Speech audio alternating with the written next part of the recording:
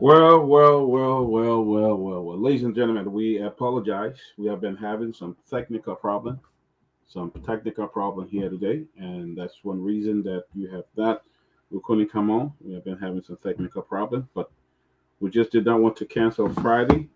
We wanted you to be part of it and get some of the news of what's happening, and that's why we decided to come on. So we're going to do uh, 1 hour 30 minute show tonight because we've been having some technical problems. So we thank you for bearing with us. Thank you for joining us as well.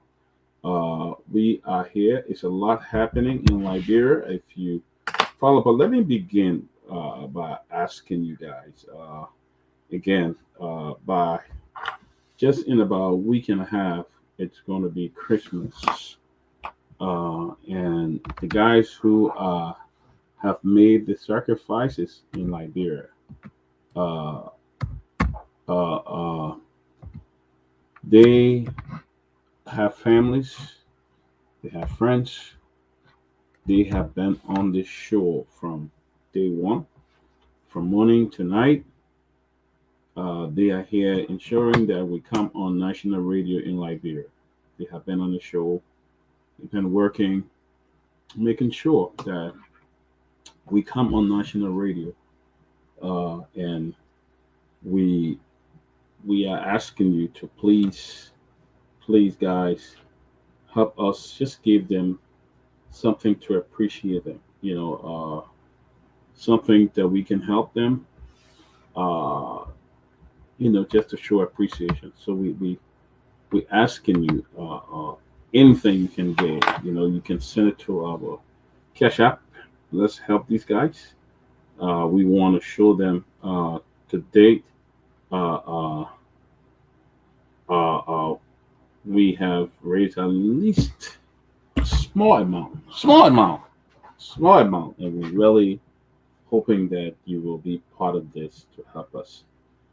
Cash App is there, $ TCA 2500.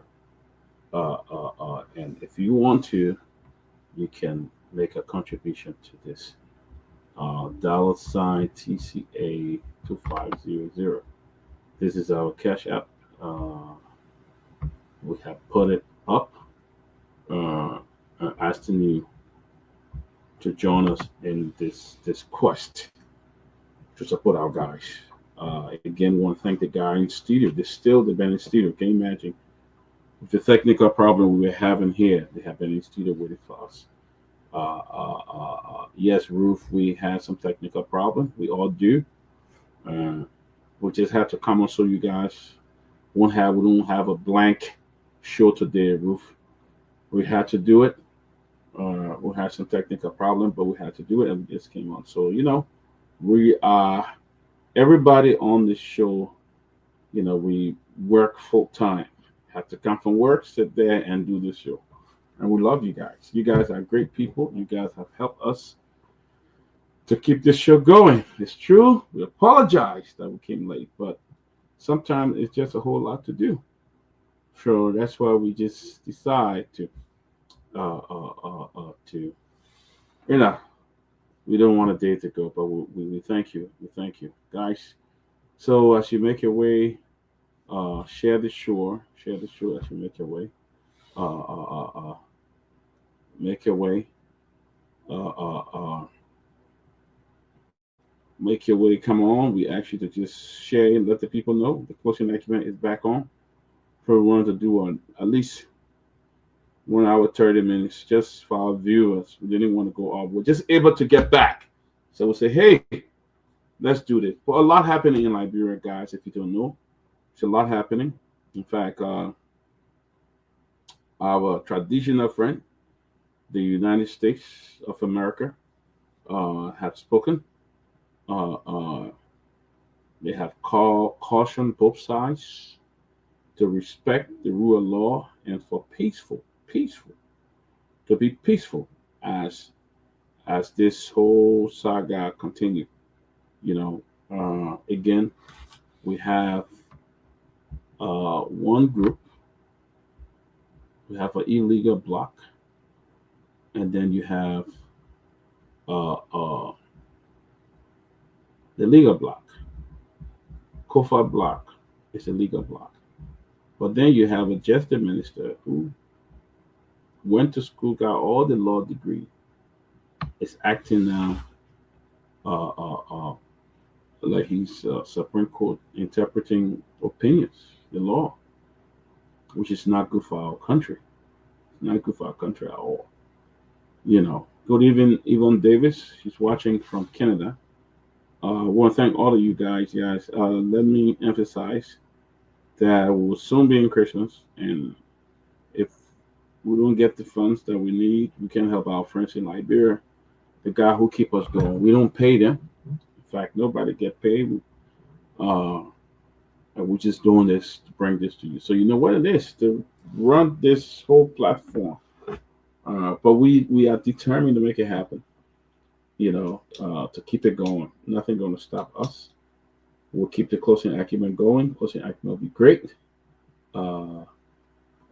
Thank you, Dr. Howard Jones. Dr. Howard Jones said that she'll be donating for the guys. Thank you, Dr. Howard Jones.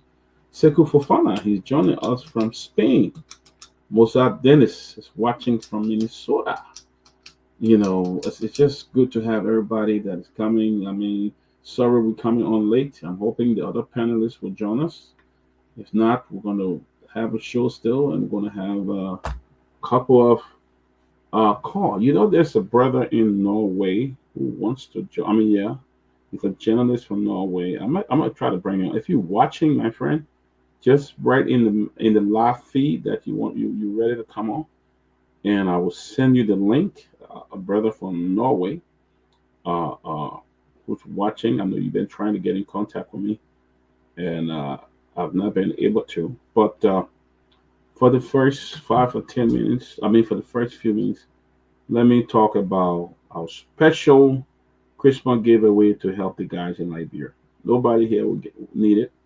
On the panel need it. So we're just asking you to help us. Let we help those guys. They've done tremendously well. Good to see you, Big Smoke, Good Day Williams. They have done tremendously well. These guys go to bed 1 a.m., 1:30. When we're sitting here accurate in the morning, it's morning for them. And they are sitting there waiting. They are sitting there waiting for us to finish before they leave. And they have to take motorbike, and you know how risky it is in the night, 1 a.m. to 2 in the morning in Monrovia. You know how risky it is. But these guys make tremendous sacrifice. The guy at Hot FM. And one of the great things that we have been very fortunate to have Hot FM. Hot FM is very big. They go all over the country. People Nima, Bassa, Lofa, get them. So we've been very fortunate. And as a token of appreciation, that's why we want to give them something for this holiday. As a token of appreciation, we want to give them something for the holiday. And we surely want to do it for them. And I'm asking your kind donation to help them. Let me send this link to my friend in Norway. If he's not sleeping, he's been with us. He's been wanting to come on the show and make his case for the Liberian people. So we said, come up, brother, join the show. Let's do something. I will be here tonight, and I will keep the show going. How the people are gonna say? I keep it popping. Thank you for thank you, T. Bonoba, for your kind words. Viewing from Minnesota, T. Bonoba Sewela, hitting us from Minnesota. Thank you as well. Thank you for your kind words. We appreciate it. You guys make the show happen. Definitely, you guys make it happen. A lot of people called me yesterday. We didn't know you guys were still on the air. I've been looking. All you need to do is just go to Facebook Live. Put in Closing Acumen Live. And then you get hey, Henry Doe, good to see you. Good to see you. Doe, it's good to see you. So that's where we are.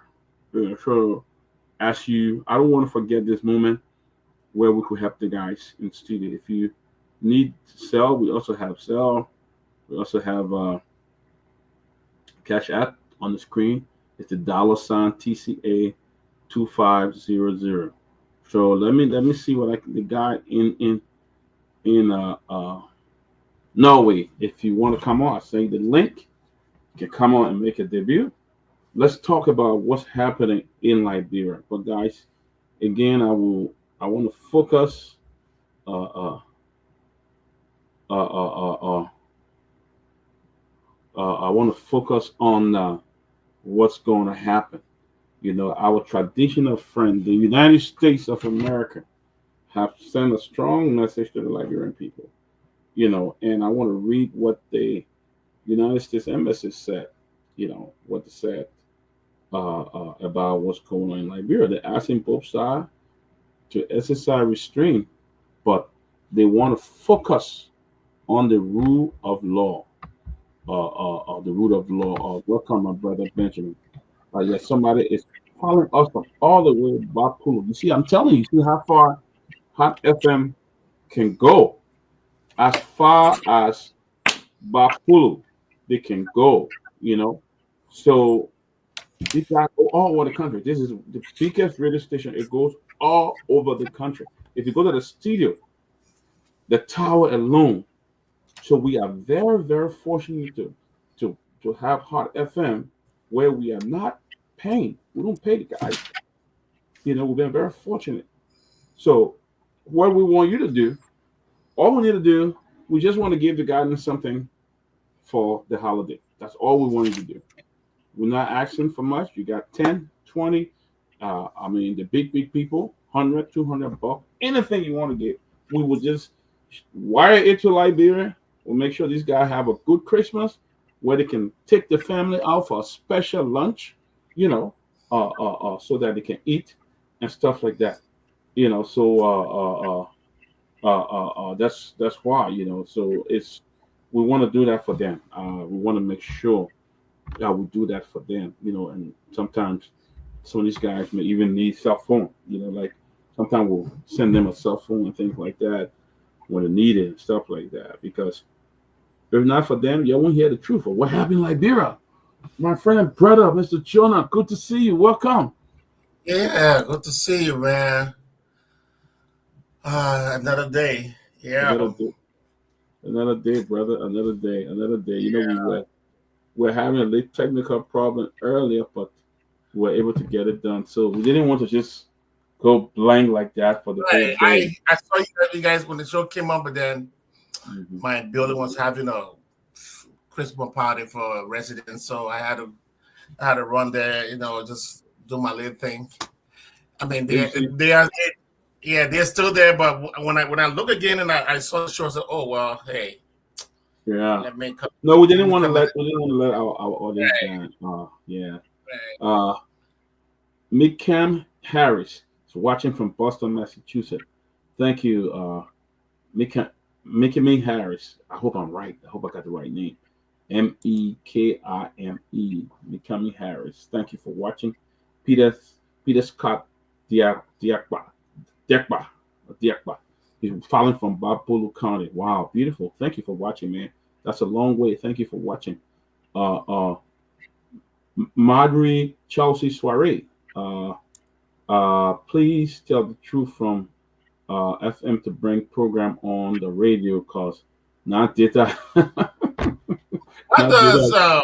uh, what does that name means? Huh? Bapolu. Bapulu. Bapolu. What does it mean? Yeah, it's Let a ask that guy. Let ask that it's a, guy. yeah, Bapulu is rich with natural resources.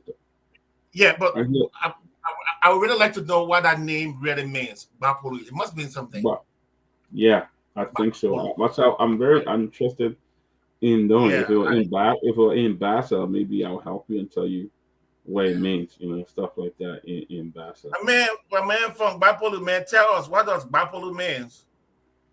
You know, Bible is a very interesting, beautiful place to here.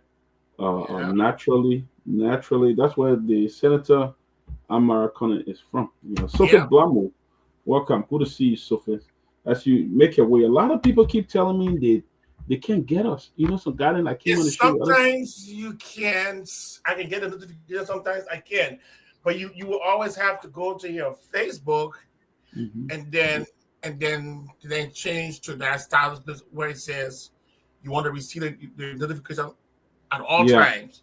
Yeah. Sometimes it can move from there and then drop down, so you have to go back and then put it in manually. I don't. Yeah, it's sometimes Yeah. does that. Yeah. But some guys that came on, they said they have not been able to. They have not been able to. The other guy called me yesterday morning. I was going to work. He said that the people have been looking for the show for the last year. I'm like, what? Where you been? Oh, You know? He said he been searching until his wife told him, and he's like, "Oh my God, I'm so happy you guys are back again." I thought we've been on forever. God. you know, we've been on for forever, and I'm just glad that we can keep this thing going. And that's why I'm so grateful for Truth FM. I mean, all of them, all the guys there, I'm grateful. That's why this Christmas I'm going to contribute myself. I'm going to give some money myself to help them. I want them to enjoy the Christmas party, get out there, eat. Right. If you can drink beer, drink your beer. If you can drink wine, knock your shintao, eat some good meal for the Christmas. I Oh, want I want them to just enjoy because the sacrifice they make for us to be here every day, keep this program going. I mean, it's almost. I can't even imagine what they have to go through. I mean, we don't even give them motorcycle and stuff like that, but they keep going. So it's good. Aaron, Aaron boy, yeah, welcome. Following from JJY community. Yeah, JJY.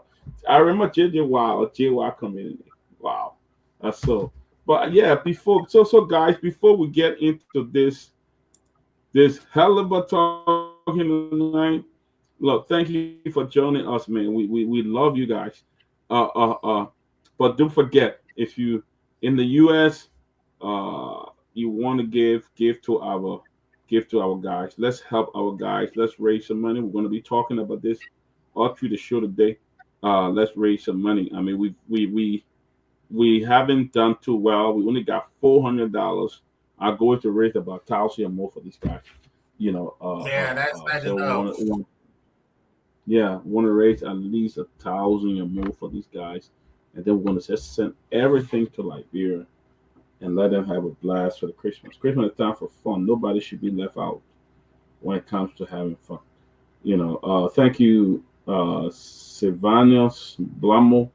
He's watching from GS0. No money in the bank. All the bank. Into the bank, all the cash you give Maria. Impossible. Ben, I went to Liberia one time, right? And I don't know what told me. I called all my bank. I told them I'll be in Liberia. I'll be using it. Bro, I went to the 580. I couldn't get money. I said, Money. what? I said, what? So I had to actually Western Union money to myself from For Liberia. yourself. Yeah. I had to Western Union and pay somebody in the bank to just collect it for me and bring it. And I like, you know what? No more. Every time I travel, I will make sure I travel with cash. Yeah, money. Yeah. But it was. Yeah, I do have a friend who will he will just send the money to Mhm. Western Union just ahead of time. You just send it there when he goes, just because we want it out. Yeah. It's crazy, man. Your own money, you can't get your own money. I mean, like it's not like you're But broke, but the country forces you to be broke, like you don't yeah. have money. You There's know, a lot Jonah, one of the thing is, and sometimes now I realize, sometimes I say when you're not in the chair, when you're not sitting in that chair, it's easy Oh to yeah, criticize. you see everything that is wrong. Yeah, everything is wrong. But yes, a government that came to power.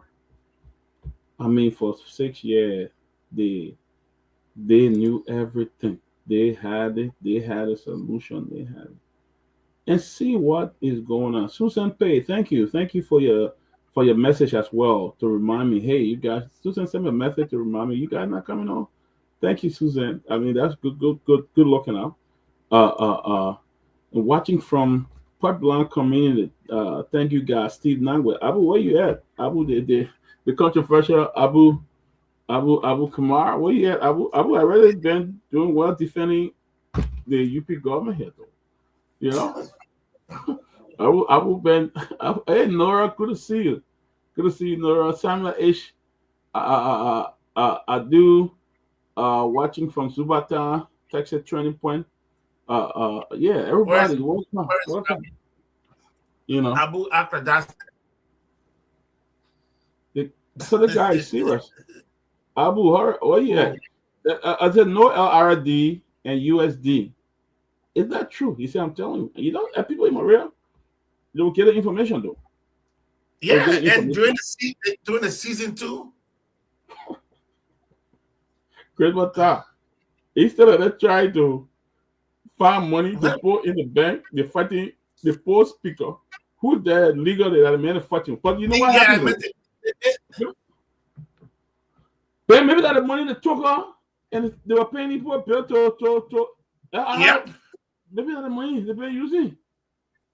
Maybe that the money they've been giving them cash. Yeah. Oh yeah, they were giving out cash. Mm-hmm. They were giving out the cash. money they've been using, and now they ain't got nothing again. And then the guys from the LRA or from where that said that they have accumulated more money than it has ever been.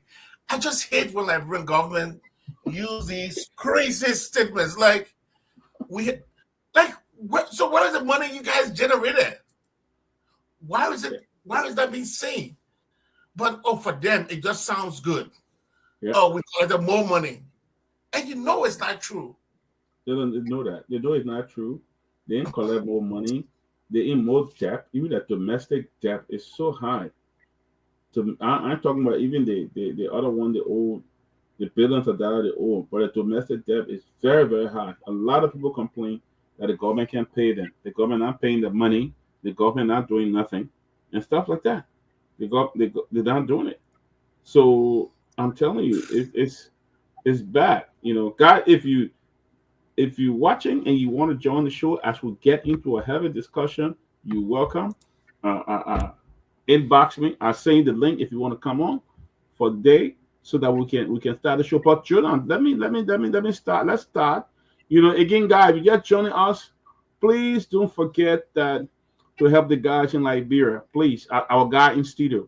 We want to have a good Christmas for them. So anything you can give, 10, 5, 15, $20, $100, $200, please give it. So if you're just joining us, guys, please do that. We want to make sure that we keep our guys, make them happy. Because we don't make the guy that happy, they'll call and say, well, man, you're not having no show now.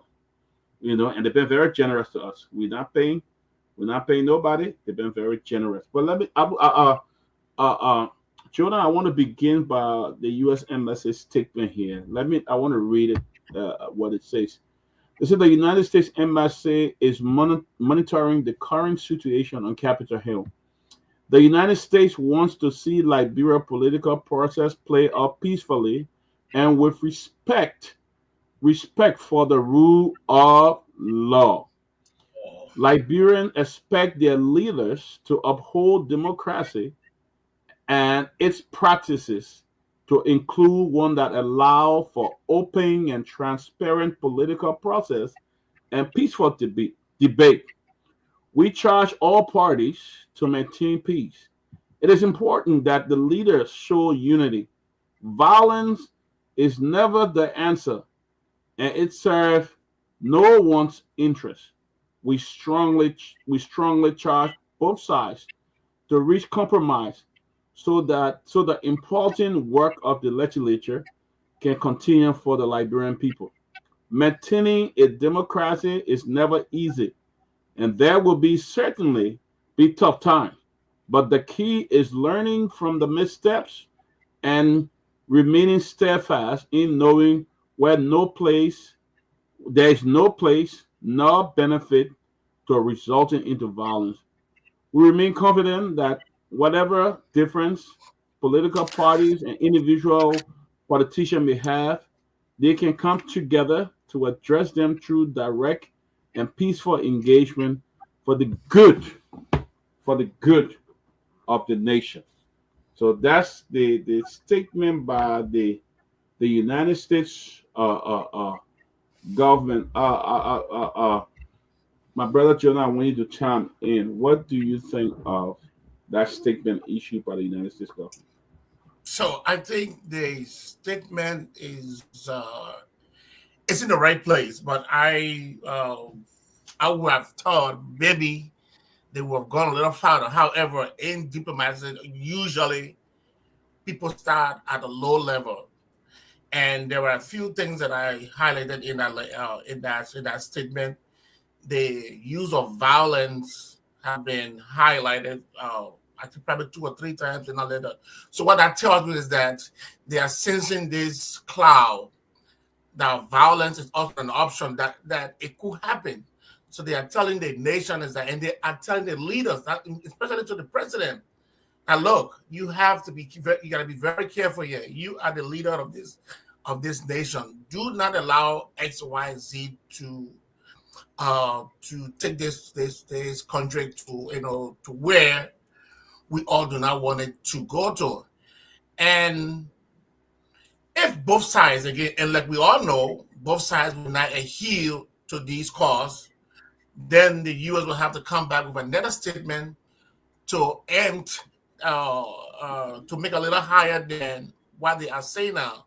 So it is up to the president to either allow the countries to go into chaos as much as some of us believe that Mr. Bwaka survives in chaos. He likes chaos. Whenever things are chaotic, that's how he thrives. When people do not have solution to things, that is the time where they create artificial chaos. So through these chaos, they are able to maneuver themselves, and people don't actually know what is actually going on. But at this point in time, I would say, again, to the president, let him be the president and step up. But I will also tell Falanti, his mama did not born him to save Liberia.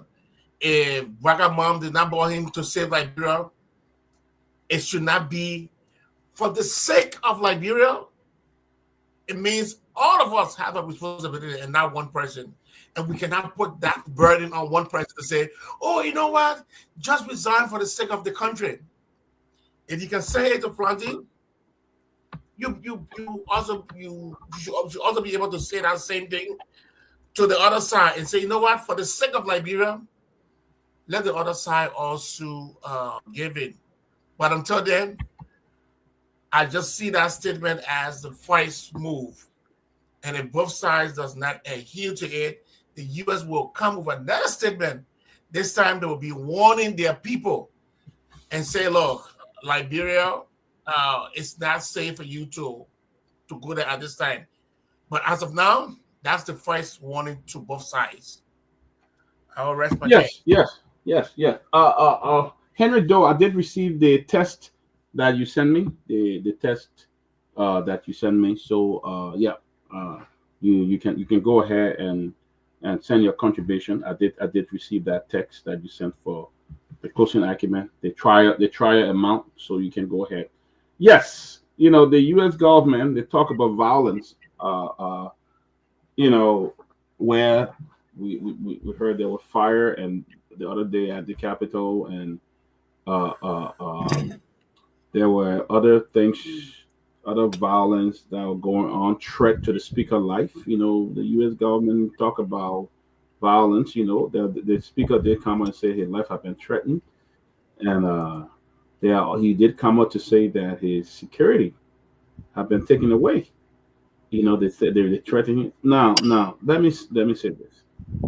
What does the speaker? I've done it already. All days. It's still in the process. I heard it did take the official car. I mean, the escort, but some of the people still remain with him. Okay. I heard that.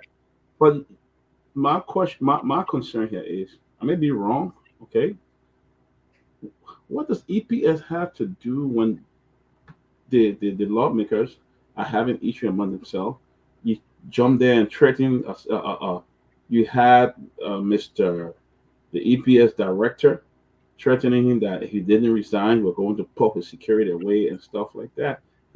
did President Obama give him the order to even do that, to remove the security from the sitting speaker? He said that? Yes. It was said that Mr. Kofa said that the EPS director told him that he didn't resign. They were going to pull his security. The security. Then I mean, That's not true. If he said that, then I mean that was an instruction from the president. Yeah, for the president. If he said it, get me right. For me, if he said it, then I mean it was because the EPS director cannot on his own say those kind of a thing. Right. He cannot say his own. If it is true that he said it. Can you believe Shirley lie to you? Don't believe Shirley lie. No, that's why I said if he said it. Yeah, so for the president to instruct an EPS officer, or least to say the EPS the director to remove his security detail. What else can Baghdad do? What else can Baghdad do? We're coming into the conversation. We're coming to it, guy. I know we're gonna. That's what we are for. What else can Baghdad do? I thought you're bringing me in now. That's what I was trying to. So, but I want you to come in because you are the political strategist here. So I want you to come in. But I want to bring out where Chema Kofa said. I want to just go to his page. You know, I want to go to what. While we do this, I want to thank somebody who gave us just sent $100. I just want to recognize them as some other people are still sending, but we just got a gift, $100 for these guys. Thank you very much for the $100. Thank you so much. I want to call her name so that I won't miss it. I'll probably not get on I'll ask if I was traveling noise. I'll give him his contribution. Henry Doe sent us $30, and one you missed. You Henry Doe sent us $30.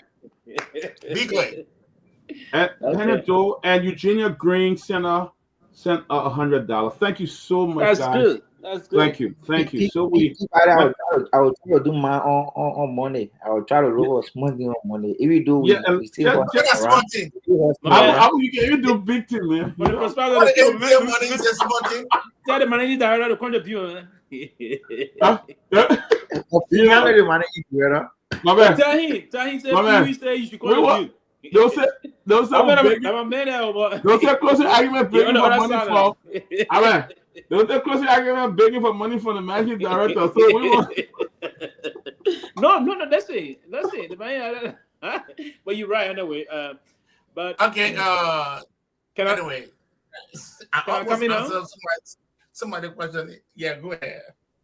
Go ahead, Sylvester. Yeah, let's start. Yeah, on the boat. But then I will wait. I'll do my contribution immediately after Ben does his, and I will come up with mine. But that would be.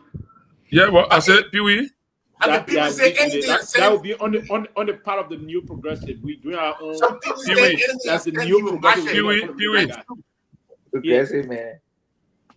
Some people say anything I said, it will be times 2. Pewee, are you making contribution on behalf of all of us? Because you know you're my uncle now. How can a nephew talk and an uncle talk? No, I'm making contribution on behalf because you're part of the new progressive. So yeah, you reflect that contribution. So it's a package coming from the new progressive to the guys. I think Ben even thought. Am the person saying the right thing, Ben? The contribution keeps from you. Don't matter, yeah. I mean, that's Ben. That's my secondary. I know what Ben gonna do. Ben gonna get $1,000. I would try. That's the secondary. That's the secondary for the. Ben said, "Come here, big." You the Garguah official. If I get $1,000, I'm Garguah official. No. I'm not Garguah official. I'm not And Garguah official. we also got $50 from Love Doe Hawkins. Thank you, Doe Hawkins. Thank you very much. Thank you for the contribution. So, yeah, we are at $575. So we're doing good. We're doing good. Oh yeah. Then I think when we all come in with we'll all come in. We'll hit close to 5,000. Yeah. Want to have the guy. I want the guy to have the fun. Before Pewee comes on, You know, Pewee, by tradition, he's an elderly man for me, even though I'm a bit older than him. But let me say, as a nephew to Pewee, and I've been a resident of Morovia, I will make my contribution of $10. So people are telling me, Okay. who can I give it to in Morovia here? All right, we'll give it to the guys in studio in Morovia. Yeah, in studio, they already put the information in the chat. In the chat on the side. No, because actually, to be frank, people, I'm just like a tunes two away from the station, from the True FM station. Okay. I know Henry Jallah. I know Henry Jallah personally. Henry Jallah, I know him personally. So if you don't mind, tomorrow I can just stop by the station. I'll suggest you do it to O'Neill. O'Neill is the boss. So let O'Neill. Okay. Yeah, and just let us know. Thank you. You know.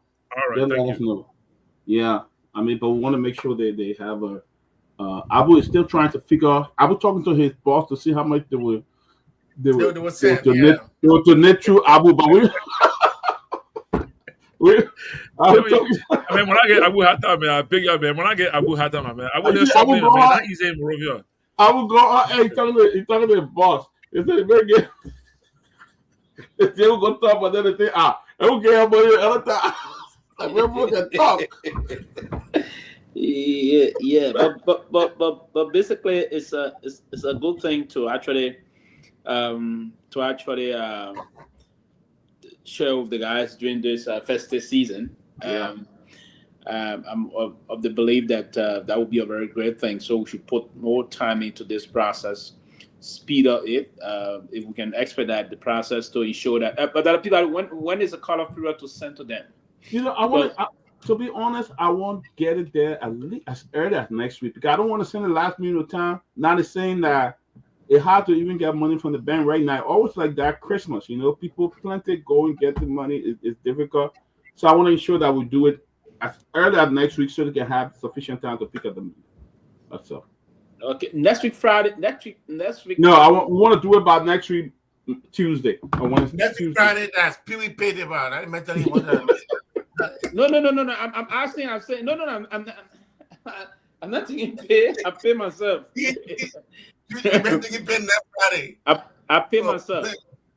My man will know that about. See, when you watch anybody in America that promise you when they looking at the calendar, the first day they call. Mark that day. That day I pay day. No. The reason why I'm saying this, I need also buy time to hit next week Friday to hit.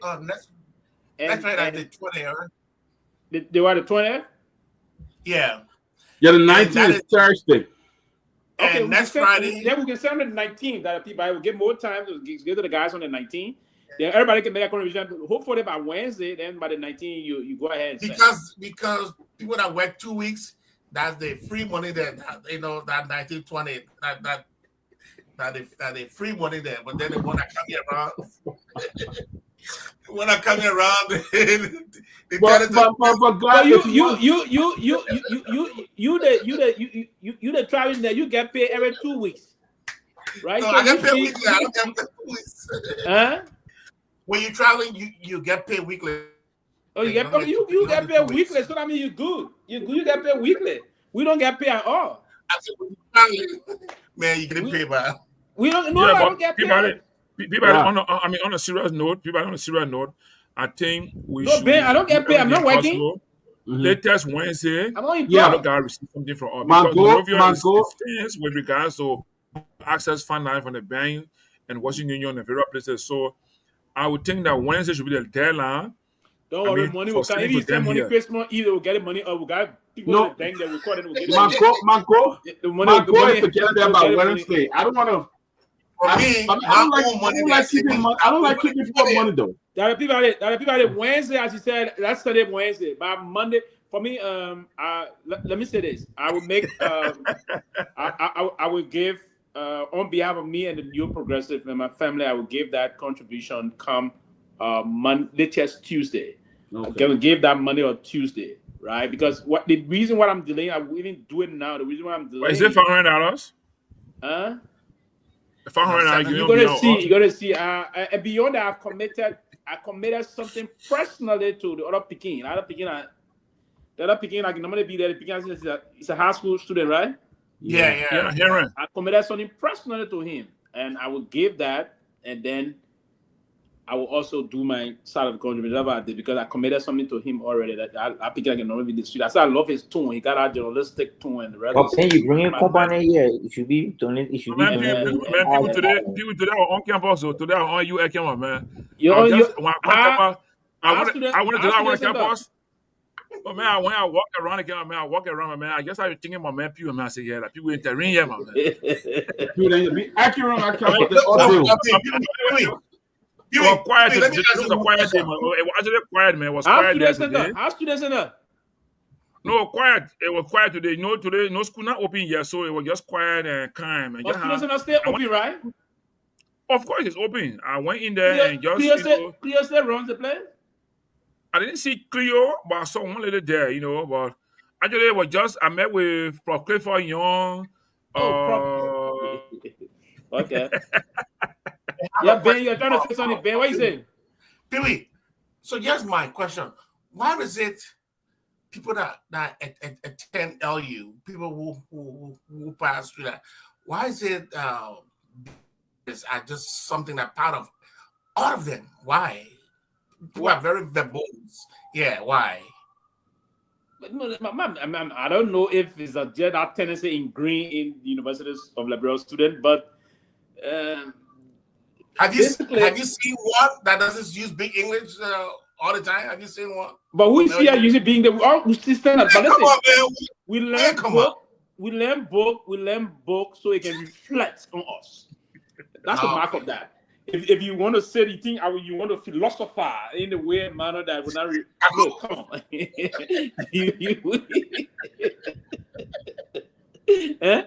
You learn book to reflect on you. Listen. You think you will come from the Dodgent, or you come from that?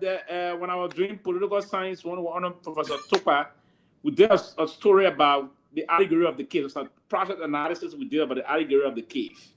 Now, let's agree. Sorry, I'm not trying to be parallelistic. Which parallel are you from? I'm from Grand Crew. Okay, Grand Crew. In the deeper part of Grand Crew, the village. Where they go in the forest, where people live in the villages. I come in 1 minute. When you tell your mama and papa born you live in the village for instance, right? Then they took you from there, they brought you in Sastan. That's probably for instance Sastan.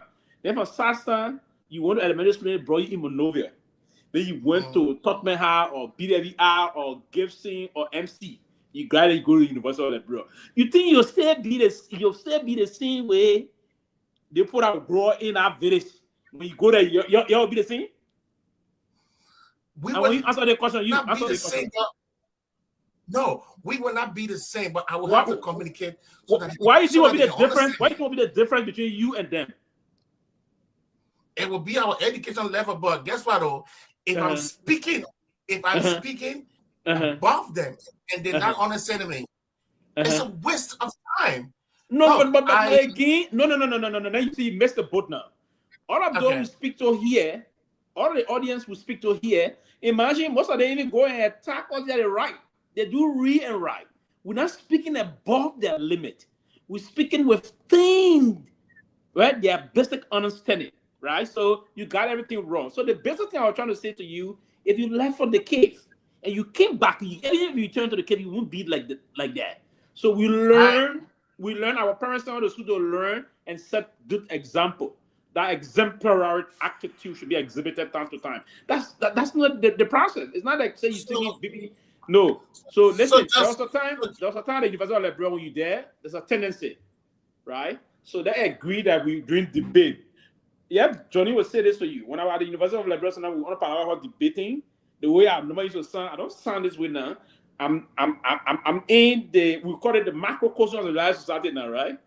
But I need to speak in a way and manner that will reflect my environment and for people to understand. Communication is for people to understand you very well. That's the essence of communication. That's the essence of it. Well, Benjamin, wait a minute. I was 33 years of age. One second. I was 33 years old from Ghana to America. So I did some small education in Ghana. then here in the US doing 4 years and small thing all around. I just like even when I'm about to teach my patients, I mean like people who have PhD, and one thing they'll always tell you, what is the essence of you using medical jargons or big words when the patient will not even understand? Because the essence of what you're trying to do is that I'm present to understand what you're saying. I got you. A lot of times, when I knew somebody just told me, somebody just sent me a message and I say, oh, when Ben was in Liberia and Ghana, he used to sound very raw, like real Liberia man. It's like he's speaking serious. Why you want to speak serious? You don't know. But sounding, no. So the way how we sound is different from the way the things that we say out. So but I could speak standard. Listen, I learned to be very standard. I learned to be standard and communicate in a way manner that will be effective and efficient. That's the basis of my communication. And secondly, I'm a student of communication, strategic communication, right? So the essence to communicate strategically is very vital, right? So listen, I'm not going to be there speaking BB Bo, oh, this now will do. No. I don't just do that. I communicate. Come again? Charisma. That's what they are. I think few words that you always use it. Anything you use, I always bend my head. No. I don't plan to use words. It's just a habit. These are words that just don't come out. When I'm communicating, whenever the communication is unfolding, the thought process, I begin to there's different kind of a thought process that will come out as you communicate. You just need to coordinate the communication process very well in terms of what you want to say and how you want to go say it. So I know what you call charisma. So if there's something great that was happening, I would say cataclysmic, right? So that's what before. That's what. But this time there are a lot of ways you can say it. You have 10 ways of communicating that particular thing. Mm-hmm. There will be some time you will say it's ridiculous, it's preposterous. So different things will come up as we communicate. The line of communication will drive you to what you want to say. You develop the thought process and it flow through the line. We have to learn those things, right? There was a time someone said to me, we thought, there was the Liberian guy interacted with in London, right? He said to me, are you ready for Lofa? I said, what? He said, the book can have different issue about how you guys can do things, right? I said, but I've counted there, the country that we number one doing everything we want to do, we can do it, right? So we don't speak English, we communicate efficiently in a way, manner that the communication will be received and comprehended very well. But as we were saying quickly, I believe the process about what is unfolding in the country vis-a-vis relative to the speaker process. Someone was saying the speaker said, even as someone, now so the law is this way. Former speaker will still have EPS protection. Former pro tem, like for instance, my former bossman, the former foreign minister of Liberia, Milton Bezonga Fine, served as former pro tem before. So he's still entitled to an EPS protection, even when he's not in the Liberian Senate or so. Now he's there, he was having because he served as pro tem before. But the basic process about this issue that's unfolding in the country, I think this time now that we push this process and call on the honorable His Excellency the President. One of the commenters said I was always with it. The Excellency the President to ensure that we celebrate this Christmas in a way and manner that will reflect our country, that reconciliation be the path moving forward. And I would beg the indulgence of the president. I would crave that he engage with the speaker so they can have some discussion and see the path that we push our country forward, so that the legislative function of the legislature will be pushed unhindered, and also the executive will carry on their own responsibility. It's very paramount that we show that this budget is passed, because the budget is people sensitive. The budget is supposed to be the poverty reduction instrument. That's the instrument to reduce poverty in the country. And so we have to collectively sit, you operate the legislature in a way and manner that will come. For me, I'm just tired of discussing one thing over and again, and where we're not going to a solution to this process. So the only thing I'm going to resort to now is to begin the process about calling on our leaders to sit and have kind of a reflection on some critical national issues.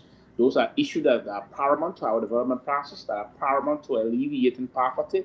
And so we need to juxtapose what we really need moving forward in terms of if it's personal conflict or where we're going to sit and allow the country to degenerate into those kind of a counterproductive things that are pushing us backward. I think it is not a good thing to do. It is very important that we sit all to catapult the country. And in projecting our country, we will begin the process of reflecting on how we intend to go about it, not those kind of a sinister backstabbing game, right? So there should be nothing of those kind of a motive. We should build very great synergies between our governance process. The synergy between the executive and the legislature is important, and the synergy also between the three branches to ensure that our people are protected and the function of the democracy is unhindered is very important. So that's what moving forward. Actually, that's what I'm going to spend most of my time discussing and wishing our rest of our people Merry Christmas back home in the country, and trying to reflect on how we can ensure that our old folks. Who playing anything? Who doing that?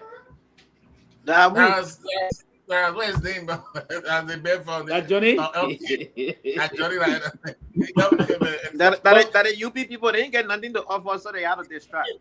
Oh, okay, keep on. keep on. Abu. So basically, UP, the country is in tatters now, so they want to. They know how to distract. They ain't get no plan. So basically, that the people that I say. So I'll rest here and allow the companies to come in and make their own side of the contribution. All right, but let me read something from Speaker Kofa Page. That's what he said. I have officially been informed that all state security will be withdrawn tomorrow. What topic are we discussing in there? Well, I ran on discussion.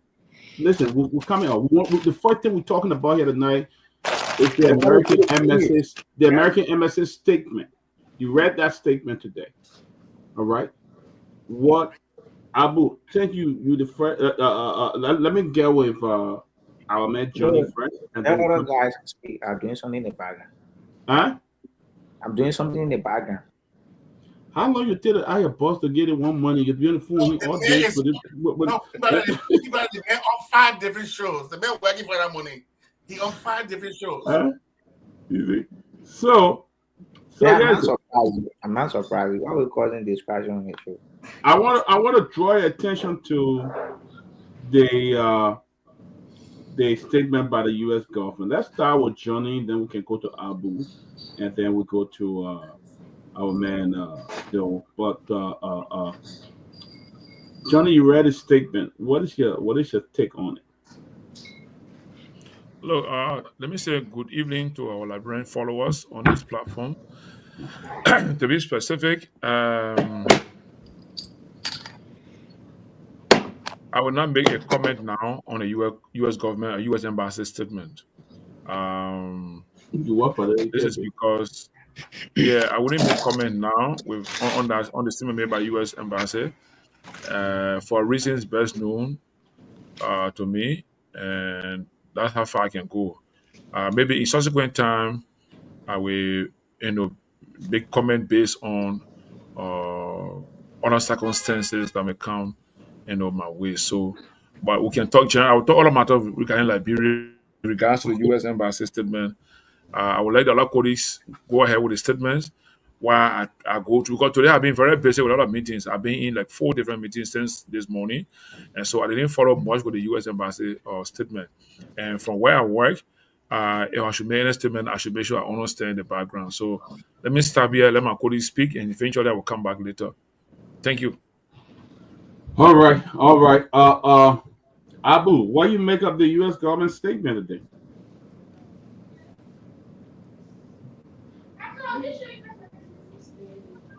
No, I'm not only pick up from that. Do something in the background. Man, it take you 2 hours just for the manager to. One more. They gotta brief the man how to respond to that particular question. Which question? Which question, Anthony?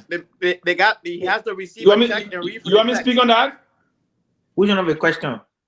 You let Anthony go, then we'll come to you. Anthony, go ahead and give you the chance now. Which question are you talking about, Anthony? All right.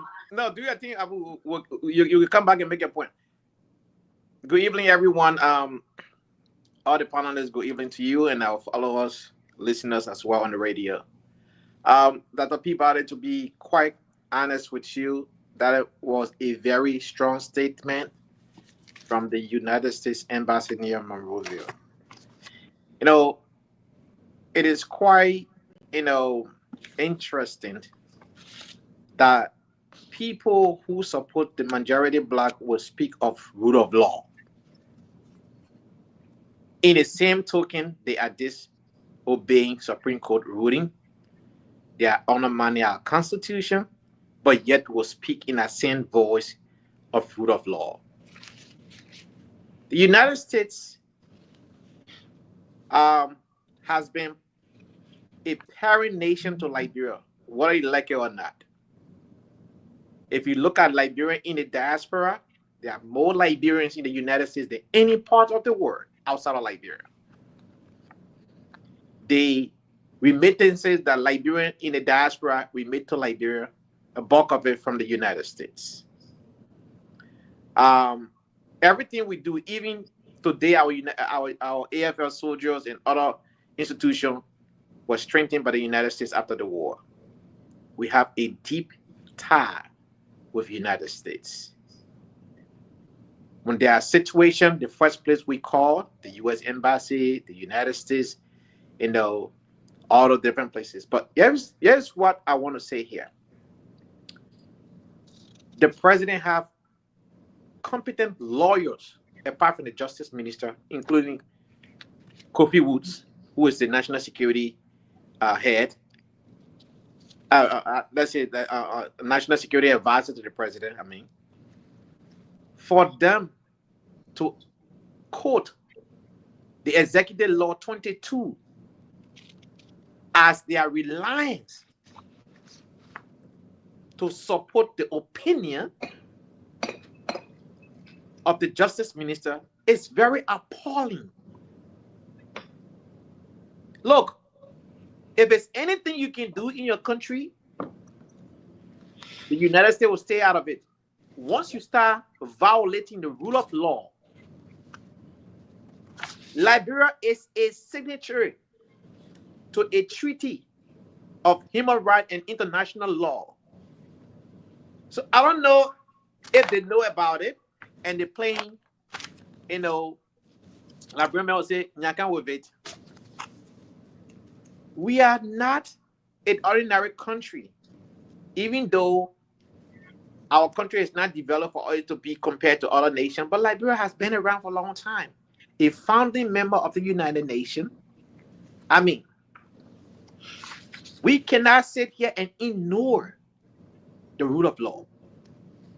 And that statement for the United States Embassy is a very strong statement. I'm pretty sure right now pressure is mounting because if they don't resolve this issue, the United States and the European Union will not attend the State of the Nation address. They will not sit there. They will not pretend. And so I'm pretty sure by next week, this administration will make some necessary adjustment to halt this thing. Or Joseph Yuman Boaka and the administration will be sidelined by the international community. And I don't think you want to put himself in that position. Because for a nation to strive, the rule of law must be adhered to. I want to yield back my time. All right, Sylvester. And then we'll go to Abu if he's ready. Thank you. I think if we can all recall a couple of days ago, I said the U.S. government via the embassy near our capital Monrovia are going to come out with some statement. I said this very clearly. In diplomacy, what we observe from this Senate is science sickness. That's why we understand diplomacy. In diplomacy, sometimes our major partners will speak to us indirectly because, and those are warnings or signs, basically that things are not going well. And I anticipate that this issue coming up, and the next thing we should look out for is again they're giving some trial advisory will be coming up next. And then that's what I said. That will come out to say that if the violent process continues, there's going to come out warning, elevating probably our city to be a no-go zone, warning their citizens. They won't say other, but they will say American citizens, warning them about the danger of the consequence if you were to go to Monrovia under these kind of conditions. So now the first warning they sent to us is about time that the government takes some firm action to disengage from all of these things we are currently engaged in, so that we can quickly fix this problem and then be back on course. Our democratic credentials have been good, very well, but again, we're trying to put some dent into our credentials that have been very well on course in terms of exercising the rule of law, and that's a critical issue. If you read that statement coming out of the embassy, it's clearly stated that the rule of law is the first issue for coming down to the issue about the rule of law, and the U.S. government sanctioned past government officials, and the justification the government of the great state of the great United States of America was that those are people that undermine the rule of law and democracy in Liberia. And it was clear. We can recall 2022 U.S. Africa Summit conference that was held here by President Biden. He emphasized on the rule of law and the maintenance of peace and democracy in Africa. He said America will be very firm. They will pay, and America committed some money about that process, but said they won't allow anyone to undermine democracy in Africa. So this is very genuine concern to the Americans. They wouldn't play politics with this process, and they wouldn't allow anyone whatsoever to obstruct or undermine those kind of a tendency in terms of them getting the basin in Africa, in the geopolitical process in the African basin currently. And Russia and China has been deepening their ties with African countries in terms of geopolitical politics. And America is trying to play a very pivotal role into that process. And by that, they believe that is to maintain the maintenance and support of democracy in Africa. So particularly, we remember Liberia is a traditional partner to America. I can recall our former president said, we're not only a traditional partner, but America is our premier partner, and while China remains our strategic partner. So President Sirleaf put the emphasis of premier to America. So we do understand that very clearly, and I can recall in 2018 rather, June of 2018, when I traveled with the former foreign minister, we visited the Congress, both Congress and the Congress of the Senate, and then went to the State Department. I listened to most of the top U.S. government officials, former Congressman Edward Raw, then chairman on foreign affairs. I sat in the meeting with he and foreign minister. They take Liberia very important.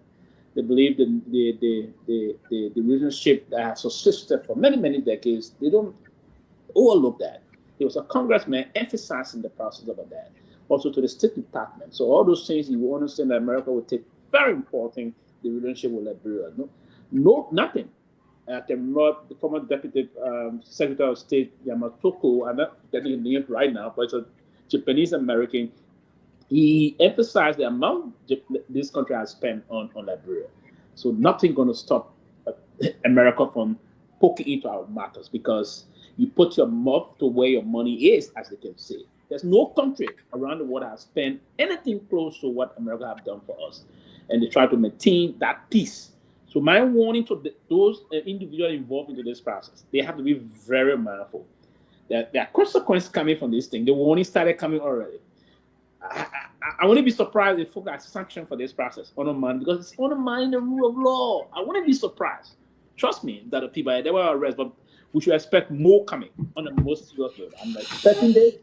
Being around there, But I wouldn't be surprised if folks are punished for the kind of things unfolding. You're right, Sylvester. And before we go to Abu, let me announce that we received a gift from one of our fan in Seattle, Washington, $200, Melvin Tabo. Thank you, Melvin, for your generous contribution. This is a big gift. Thank you for your generous contribution of $200, Mr. Melvin Tabo. If you're listening, thank you. We just got it through the Zelle. So, guys, if you want to give, keep giving tonight. Keep giving tonight because we know Christmas. When Christmas gets closer, you'll be jammed. Other thing you got to do. So, you want to give. The Cash App is there. The Zelle is there. We encourage you to keep giving. But exactly what Sylvester said, the U.S. They were very particular. One area that is stressed. They talk about the rule of law. They talk about peace. If you can recall, Sheridan Seaforth was sanctioned on the rule of law. Okay. And now we have this. So, and like Mr. Doe said, the more Speaker Cooper is in power, I understand from reliable sources, a letter was sent to the U.S. Embassy to recognizing the current the majority speaker. From reliable source, the U.S.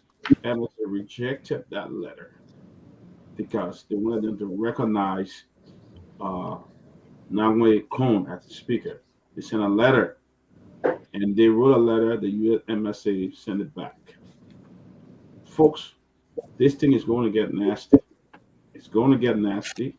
Yeah, a representative confirmed that news yesterday during an interview. Yeah, and somebody told me two persons. Who representative? Also, two persons told me. Yeah, so Peabody, can I come in now? But you say you want to talk on the MSA team, and we're still talking on. So I will come in, but I was told by two representatives and one senator that a letter was sent to the U.S. Embassy recognizing Nyenwolo Kone, the majority black, has sent a letter introducing Nyenwolo Kone as the speaker, and they rejected it and sent it back. So this is going to get nasty, and I can say, as always said, Speaker Kofa should play to the end. He must not give up, especially when the law have become so nasty that Justice Minister is now becoming the Supreme Court Justice. It has become so nasty. Speaker Kofa, I would do it, whether they take a man or not. I will not resign. I don't think he should resign under that condition. He must not resign under that condition. Let go by the Supreme Court. But go ahead, Abu. Yeah, it's good being here. As always, the political impasse on Capitol Hill is concerning.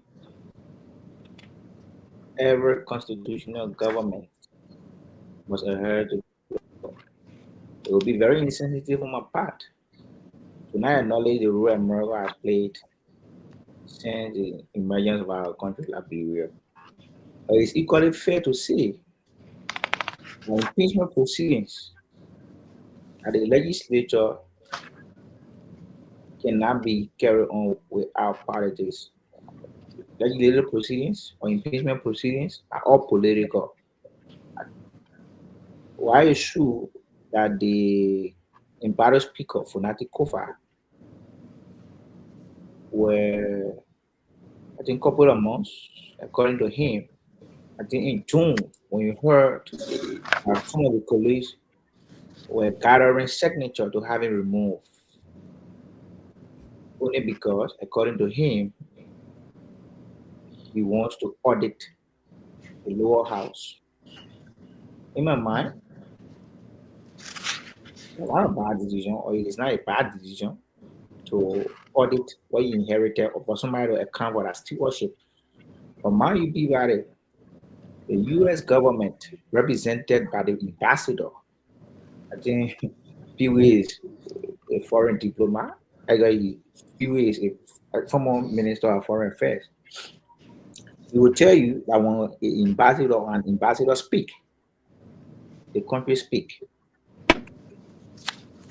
So in essence, what do I mean here is that the U.S. ambassador, they released a statement today, and that statement what it entails to discuss the rule of law in the express grave concern with regard to what is happening at the Capitol building. But again, impeachment proceedings are all political. I don't want to sit on this show and say all of what the American government state are all fights. And I don't want to dispute it because as a patriotic citizen who believes that in spite of our political alignment, we owe it to Liberia. So it will be very insensitive on my part to not acknowledge the role America has played in the emergence of our country. But to have stated on this platform, one of the panelists, the president instructed the EPS boss to threaten the life of Funadikova. I think it's malicious. Has no iota of truth. The essence of being on this show is to inform the people of Liberia regarding the unfolding. If you not come on this show and make statement, I have a proclivity to jeopardize our fragile peace. I think it's wrong, and the person should retract whatever comment made with regard to the EPS director to threaten the life of Funadikova. All right. So Yeah, let me say yeah. So here's what I think this thing is going to get serious. Because come next year, when the president should have, when the SONA will be given, we know that the last time United States was invited to a Joseph Walker gathering, the orator for that particular show, who's having to be one of my mentors, I love her, gave a speech. The orator of the July 26th program that did not go well with the United States. Here come the SONA is coming. Do you think it would be crazy knowing that there is one legal speaker and there is another one? Do you think they will want to go to such a function? Because they already know that it will be chaotic. So what they would do to expose the Black government more, they will decline that invitation, knowing that they will tell you that we can't come to such a dysfunctional setting. So it is in the Black government hands right now to do all they can do. You still have a little bit of a time to work on this, but I bet you, with this impasse still hanging, these guys will not want to have themselves involved, because that's why they are telling you, stop playing with the rule of law. And if anybody thinks that Baka is not playing with the rule of law, here are how he is doing it. One, when Moali went to meet those guys, Baka did not come out to say anything. However, his secretary came out and said that the president did not know. So if the president didn't know that your lieutenant went somewhere, so what then happened? Why were they not chastised? Somebody may say, but well, maybe the president punished them. But what was the punishment? If the president did not know about the legitimacy of these other guys, why did these guys go there? All of these questions and all of these things that have been happening, it's all pointing to one person, and that is to Mr. Bwaka. His inability to arrest this issue is clear that he is the problem. Thank you. And also, before we get to Johnny, and then we get to the next topic. Yes, it. So now, the Supreme Court came out with a ruling. Okay, even if you don't agree with it, why take away the speaker escort car and give it to Richard Cohn? Why take it away? Yesterday, if you watched live on the video, Richard Cohn was arriving with escort. Who gave him that? Who instructed them to give him an escort? I've learned from very reliable sources that in that meeting with President Bwaka, the EPS director, Sam Gay, was present in that meeting. And he made a statement. I'm quoting myself. You can quote me. That if he didn't respond, the Speaker did not resign. He will withdraw the EPS from him. And yesterday, the Speaker went on and issued a statement on that.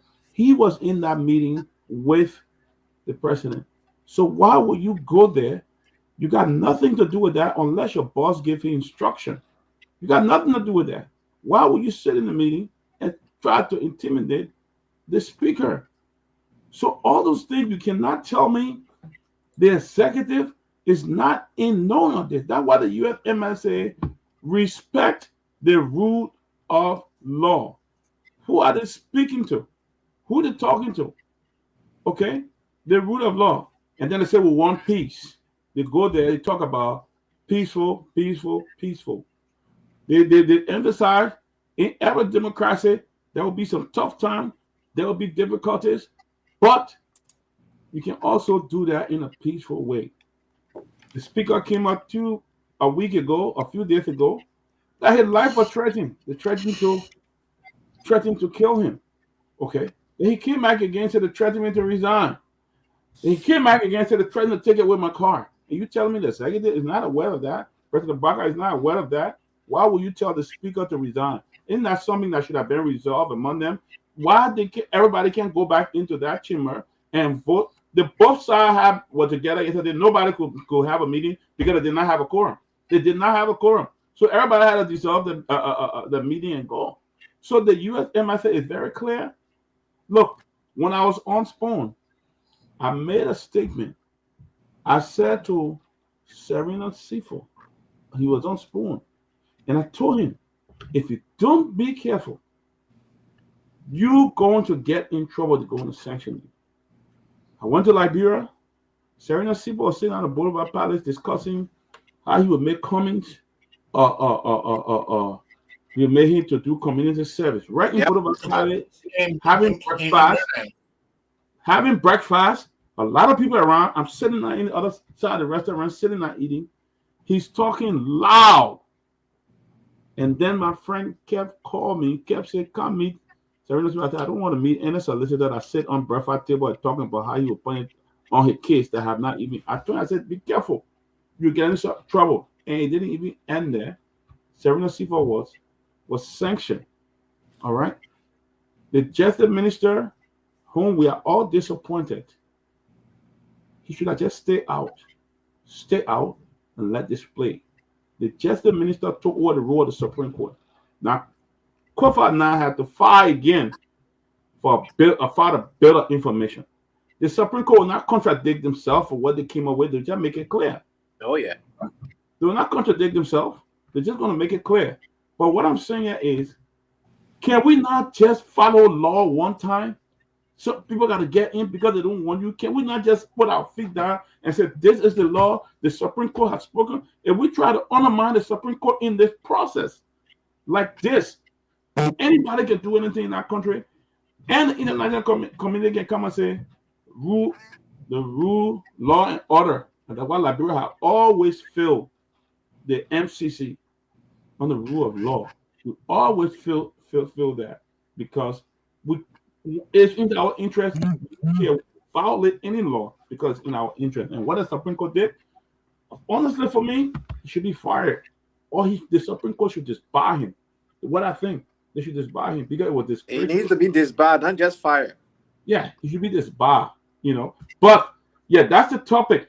That the USMSA statement. I mean, listen, guys, I'm also hearing that Talk about the LTA Saka.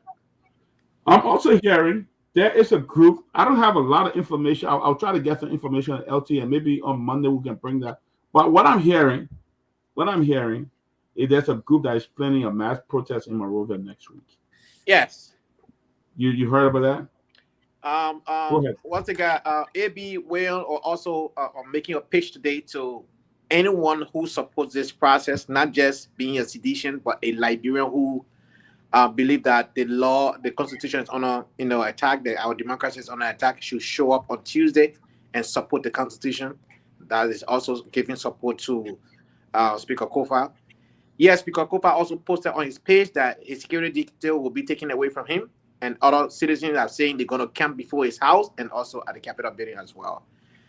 Folks, Okay. this is not about Kofa. I don't care who becomes the speaker. What I care about as a Liberian, the rule of law must be respected. I don't know Speaker Kofa. I never met him. But this thing is serious. This is the first of its kind for us to see a speaker You are on away on the who is show. standing up for the constitution of the nation.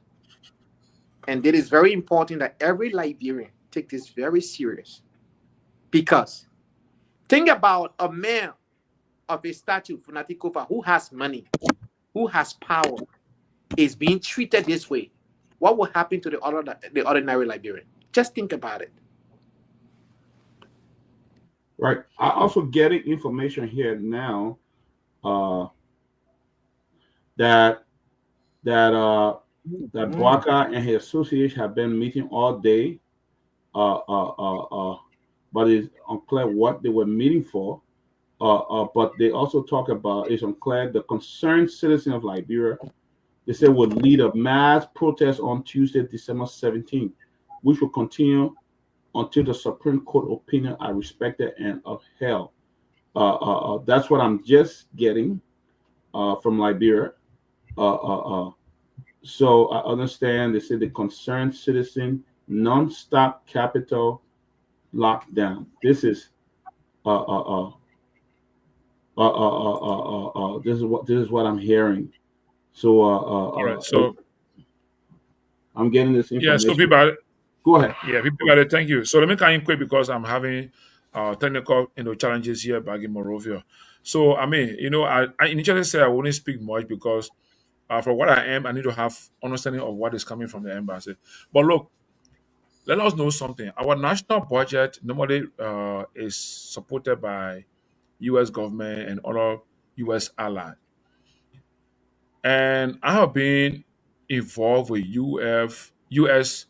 fraud training, where taxpayer and the U.S. taxpayer money will not go to anywhere where there's issue of rule of law.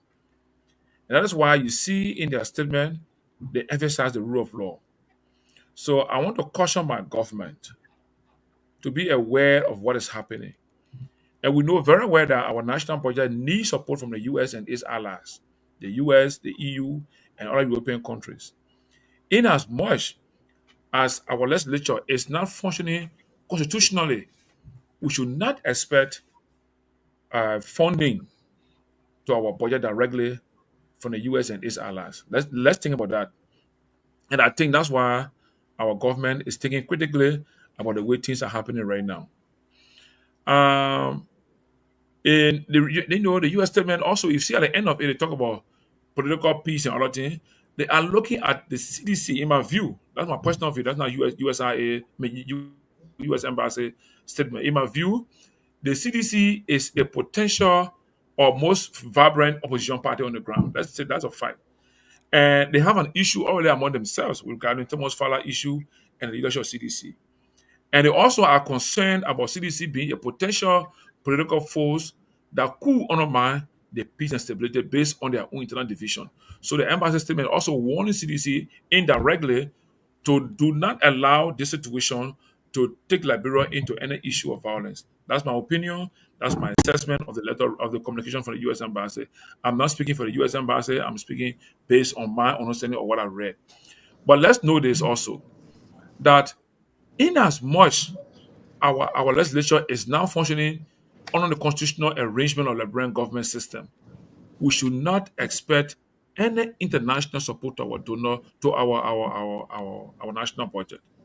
And we know that our national has largely on international funding. The next thing I want to also make clear here is that in as much as Councillor Frantic Kofa is still recognized by the constitutional provision based on Supreme Court ruling as a speaker of the legislature, in as much as he's still recognized as speaker, if nothing is done politically to unify the country between now to next month, January, during the SONA, we should expect that Frantic Kofa will be sitting as the presiding officer for the Joint Assembly, because the U.S. government respects rule of law and the Supreme Court rule that they recognize Kofa as speaker. But when they say other virus on the guys that are acting, that what we should be talking about. In as much as Councillor Frankie Kofa does not have the number to hold quorum to do business, but he is still recognized as a speaker on Supreme Court's ruling. I don't know if anybody has ever challenged that and said Supreme Court did not recognize Kofa's position as speaker. I mean, I'm still to be corrected. If any of you guys can correct me, the Supreme Court ruling, there's anywhere in the Justice Minister opinion. No, 1 minute. Listen, my brother, I'm not looking at Justice Minister opinion. I beg you. Don't as per the Supreme Court, Kofa is a speaker. No. Kofa is a speaker. Very good. Listen, my brother. Oh, no, you're talking about the Supreme Court? Okay. Supreme Court. I'm not following Justice Minister. I'm not following anybody's opinion. What I read from the school I went to in Lofa, the English I learned in Lofa, both in English and Loma, what I learned from Lofa, I don't see anywhere there that the Supreme Court rule nullifying Kofa's position as speaker. And in as much as Kofa is recognized by Supreme Court ruling as speaker, the U.S. government will be careful how to deal with us because Supreme Court ruling is also rule of law. Supreme Court is the best court in this country. If the ruling is going in line and U.S. government talking about rule of law, let's be calm. They will not be blunt in their statement. They will not be blunt to say this and that. But if you are a diplomat, like Pewee knows, if you understand the international language, and we work where we understand the donor language, we understand or international development language, you should understand what they are telling you about rule of law. So I'm advising everyone. I mean, my brother Abu, you guys from the UP need to double think about how to respond to the situation. Otherwise, we may have some challenges coming up in the next few weeks. And for us as Liberian, for me as a Liberian, I do not want to see this country break down in any chaos, any minute, any second. We have children, we have families here. I have my 18 father here with me. He's bedridden. I cannot leave him here in the house and go anywhere. I prefer stay with him at home with me. You come here and you damage me and my father, fine. So we don't have anybody misbehaving here. We want to have our government to think about us, think for us, and think about how we should run this government in a way that Liberians will benefit from our country.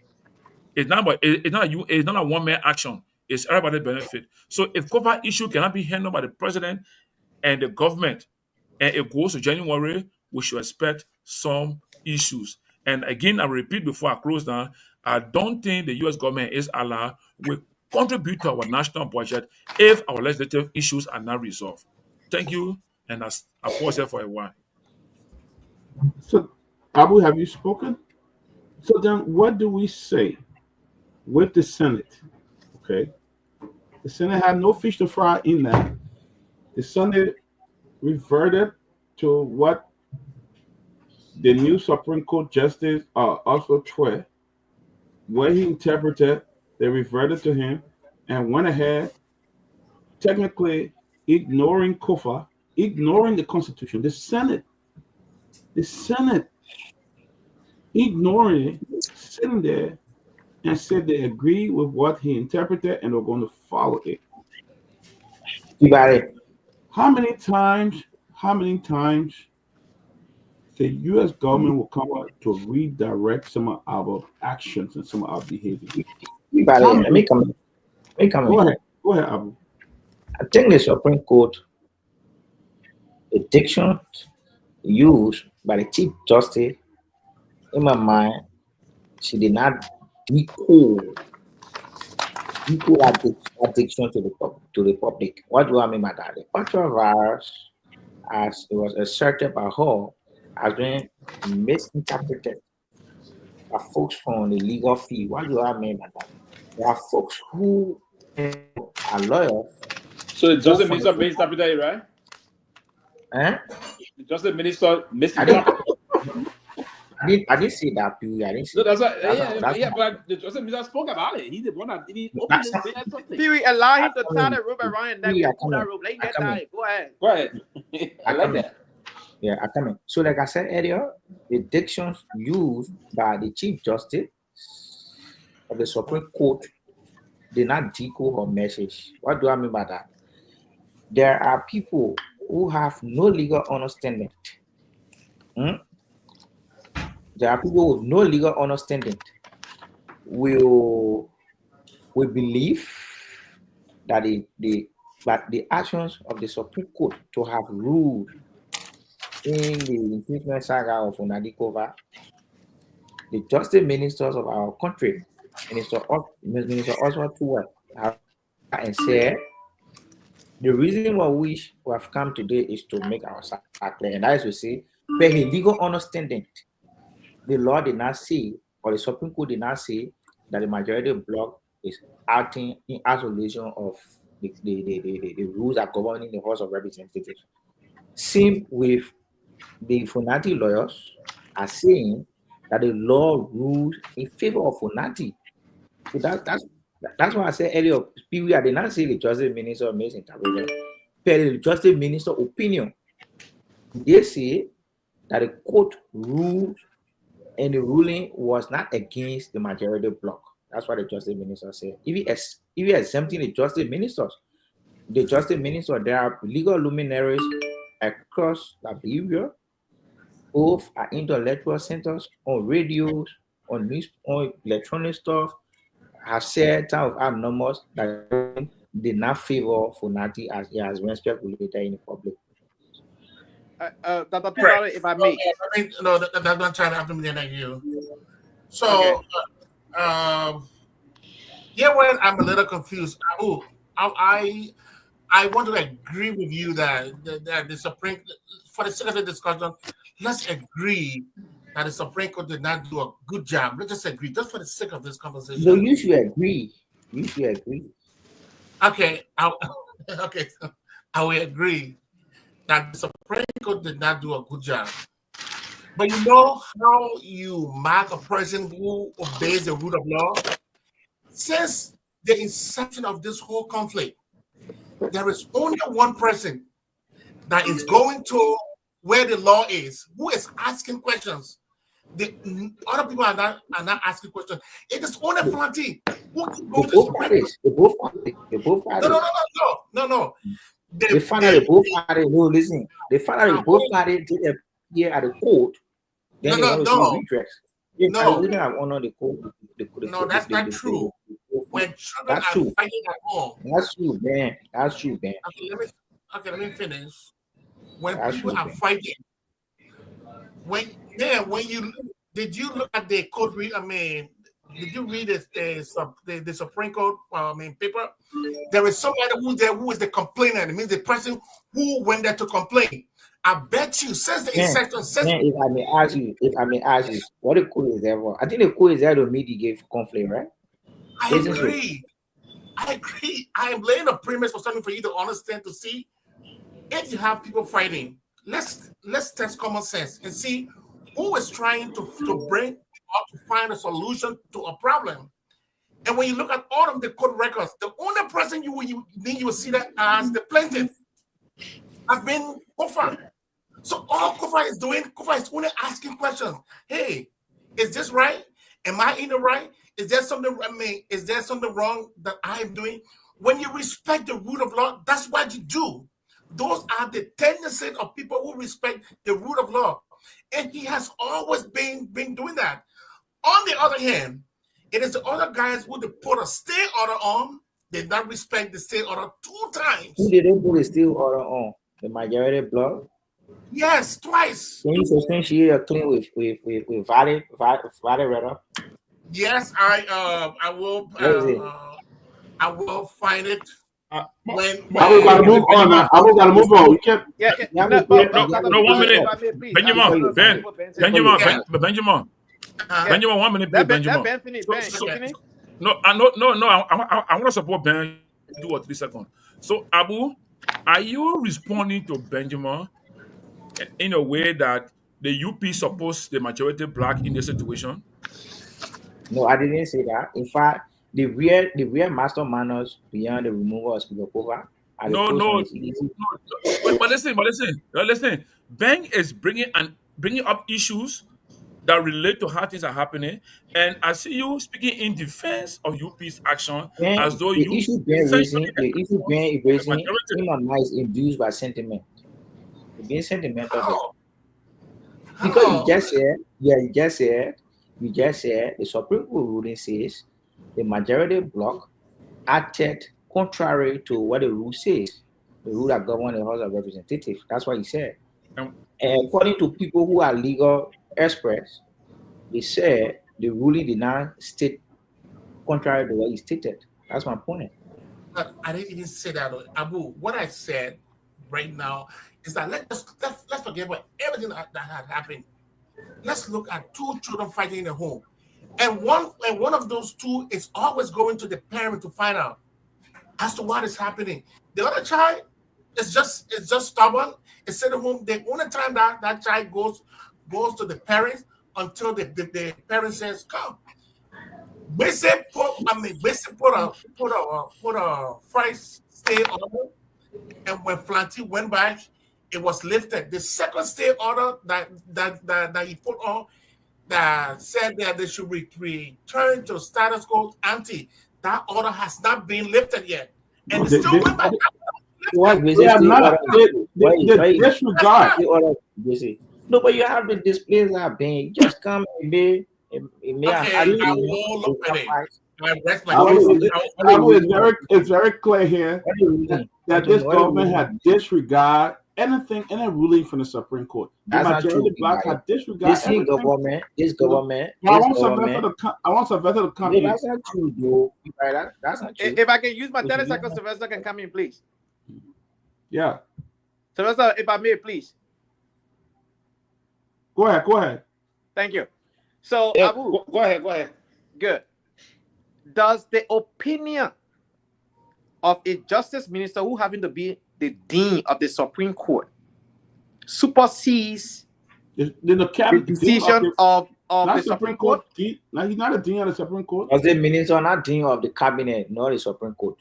Should I get that fact? It's clear, Anthony. All right, let me use a different phrase. The Attorney General or the Chief Prosecutor. That word prosecutor means the defender of the law. That's what prosecutor means. The defender of the law. Does the defender of the law opinion supersedes the decision of the Supreme Court according to our constitution? How can that be a reality? The Supreme Court is the final arbiter of rule of law. Okay. The Supreme Court is the final arbiter of the law. But the Justice Minister opinion led the president to do business with the majority black. Liberian people, like your answer there. Anthony. You just answer the question, no explanation needed. Pewee, go ahead. No, Anthony, I owe it to the public. Now you do.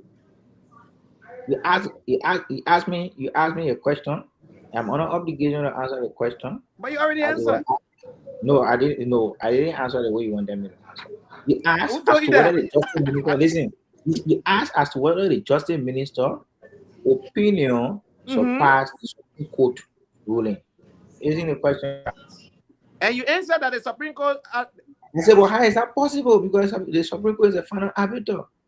Correct.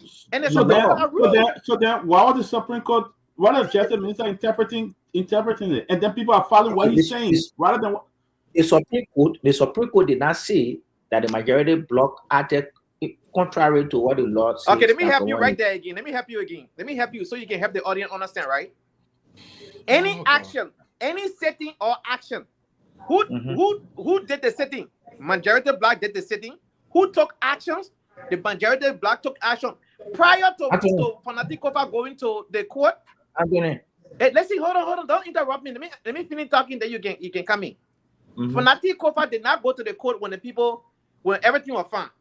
Fanatikova followed the president to Italy to meet the Pope in Rome. After he came back, he was there when the whole saga started. You understand? At that time, they didn't even have a speaker called Richard Kuhn. Right? Now, everything they did, that any setting or action mean past, present, and future. Past, present, and future. Anything that you did outside of Article 49 and Article 33. Any action that you took that is not in line, in conformity of those two articles. Now, Constitution, every article within the Constitution is as important as the first and the last article. So, if some people read Article 49 and say, oh, due process is not there. You want to see what due process is? Article 20 outline due process. So you must read the entire Constitution in its totality to understand. So not because they didn't mention due process in Article 49, so that means due process is not there. So any action that they took, their setting and their action, that whole activities is deemed null and void because Article 2. Did the court say that? Did the court say that? That's what the court says. The court says. The court did not say that. Anthony, the court did not say that. They use a word called the court did not say that. Ultra vires means you executed power that you do not have. You overreach your power, right? So anything that you do that is not in conformity of the law is null and void.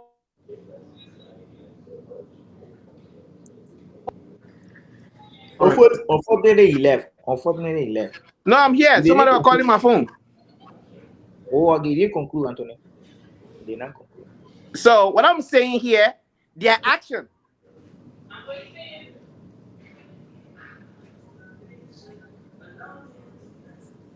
Well, I mean, can I ask a question to Abu? But Abu, can I ask you a question? Sylvester, are you ready now? Yeah. I've just been aligned the guys to. I've said. Yeah. Please give me just 1 second. Let me ask Abu a question. Please, will you come in? My question to you, Abu, is in the Supreme Court ruling, is there anywhere where COFA speakership is notified by Supreme Court? In the Supreme Court ruling? Is there anywhere there? Yeah, is there anywhere where the COFA speakership is notified by Supreme Court or disregarded? The Supreme Court, he's being recognized by the Supreme Court as a speaker, though. Okay, good. People, go ahead. Thank you. Yes. I'm not the one who said it. That's what the Supreme Court said. I've said that. Yes, sorry. Somebody kept calling my phone. I don't know. I'm not going to dive into this thing moving forward. I've debated this issue a lot. So the Supreme Court process, the speaker issue. The other thing I was saying, I'm calling on the leaders to regard and respect the rule of law in Liberia. I've spoken on this matter for time now, and we have to allow the space to move on.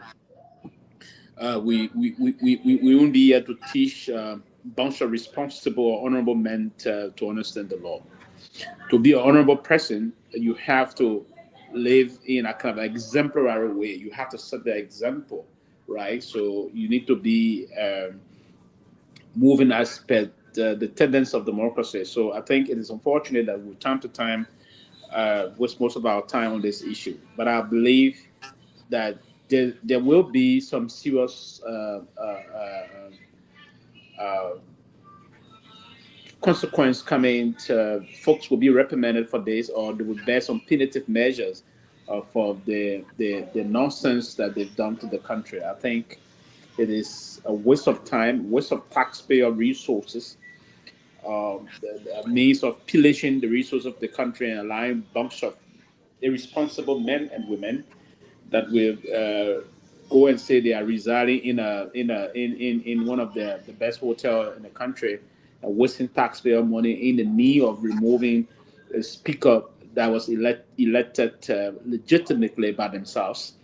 The rules is clear, and the Constitution provides that they set rules to do those things. So I think it is just an embarrassment in the country, and I will hope, and that's part of the reason why we're going to be, by the grace of God, very proactive. We only lay back now and fold our arms, and people will think we clap our feet to sit and allow a bunch of morons to go and be our lawmakers. I mean, it's quite unfortunate. So we will have to set the basis as to how the country will have to move on. We shouldn't have, and that's one of the things sometimes other folks that don't understand the total meaning of sovereignty. They say, oh, okay, when they see the name just sovereignty, they think we are all sovereign. We're not sovereign. We students of government politics will say we're not sovereign. Sovereignty got your own total definition. The total definition of sovereignty is said in line. Yeah, we meet state rule. We are a state. We do meet state rule. But what can we do on our own?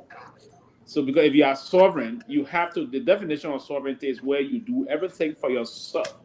You don't depend on, so again, we can debate the meaning of sovereignty and the rest of that. Yet, despite we got state rule, doesn't necessarily mean we cannot be arm twisted. But if the fact that you be arm twisted in a weird manner, you stay relying on somebody. So I mean, our partner, particularly our godfather, the United States of America, always will have to come and tell us what to do and what not to do. But that they will have to punish, or as we punish our kindergarten students, or our kids in some way and other things. They even get a time out. Say, hey, we'll do this to you, we did do this to you, and the rest of that. So it's quite unfortunate. But I will hope that I'm looking forward to the Supreme Court again coming up, and I will hope that Supreme Court will move in expeditiously in trying to bring some finality to this process. So, to bring finality to the process, the Supreme Court will have to speak and speak in a very unambiguous way, and because the Supreme Court should not be a little bit that way again. They have to be clear as what we want to call it. So we hope that will come soon. We hope that will come far before the Christmas. Probably early next week, Tuesday, the Supreme Court will come with the interpretation of the bill. The bill information about filed by the Honorable Speaker Office, or the South Speaker. The bill information will be interpreted by the Honorable Supreme Court, and that will be the end of it, because now they will come out and come clear. Now here, your ruling you gave, other people are misinterpreting the ruling. Please come and tell us what is the actual meaning of this ruling, so that the lay woman can understand, the layman will understand. Laymen are talking about those that don't understand the legal language and the rest of that. We that don't understand it will come and get the clarification from the Honorable Supreme Court. So for now, I mean, on the serious note, that the Peabody is quite frankly a waste of time of the country moving this way we're moving. And I don't want to hold anyone responsible to this thing. I will hope that the president should have brought finality to this thing ever since. Two things, though. If the guys intend to believe they got the number, I mean, sit with the guy, even your own party people, tell them you don't have the numbers, tap on the money, my government.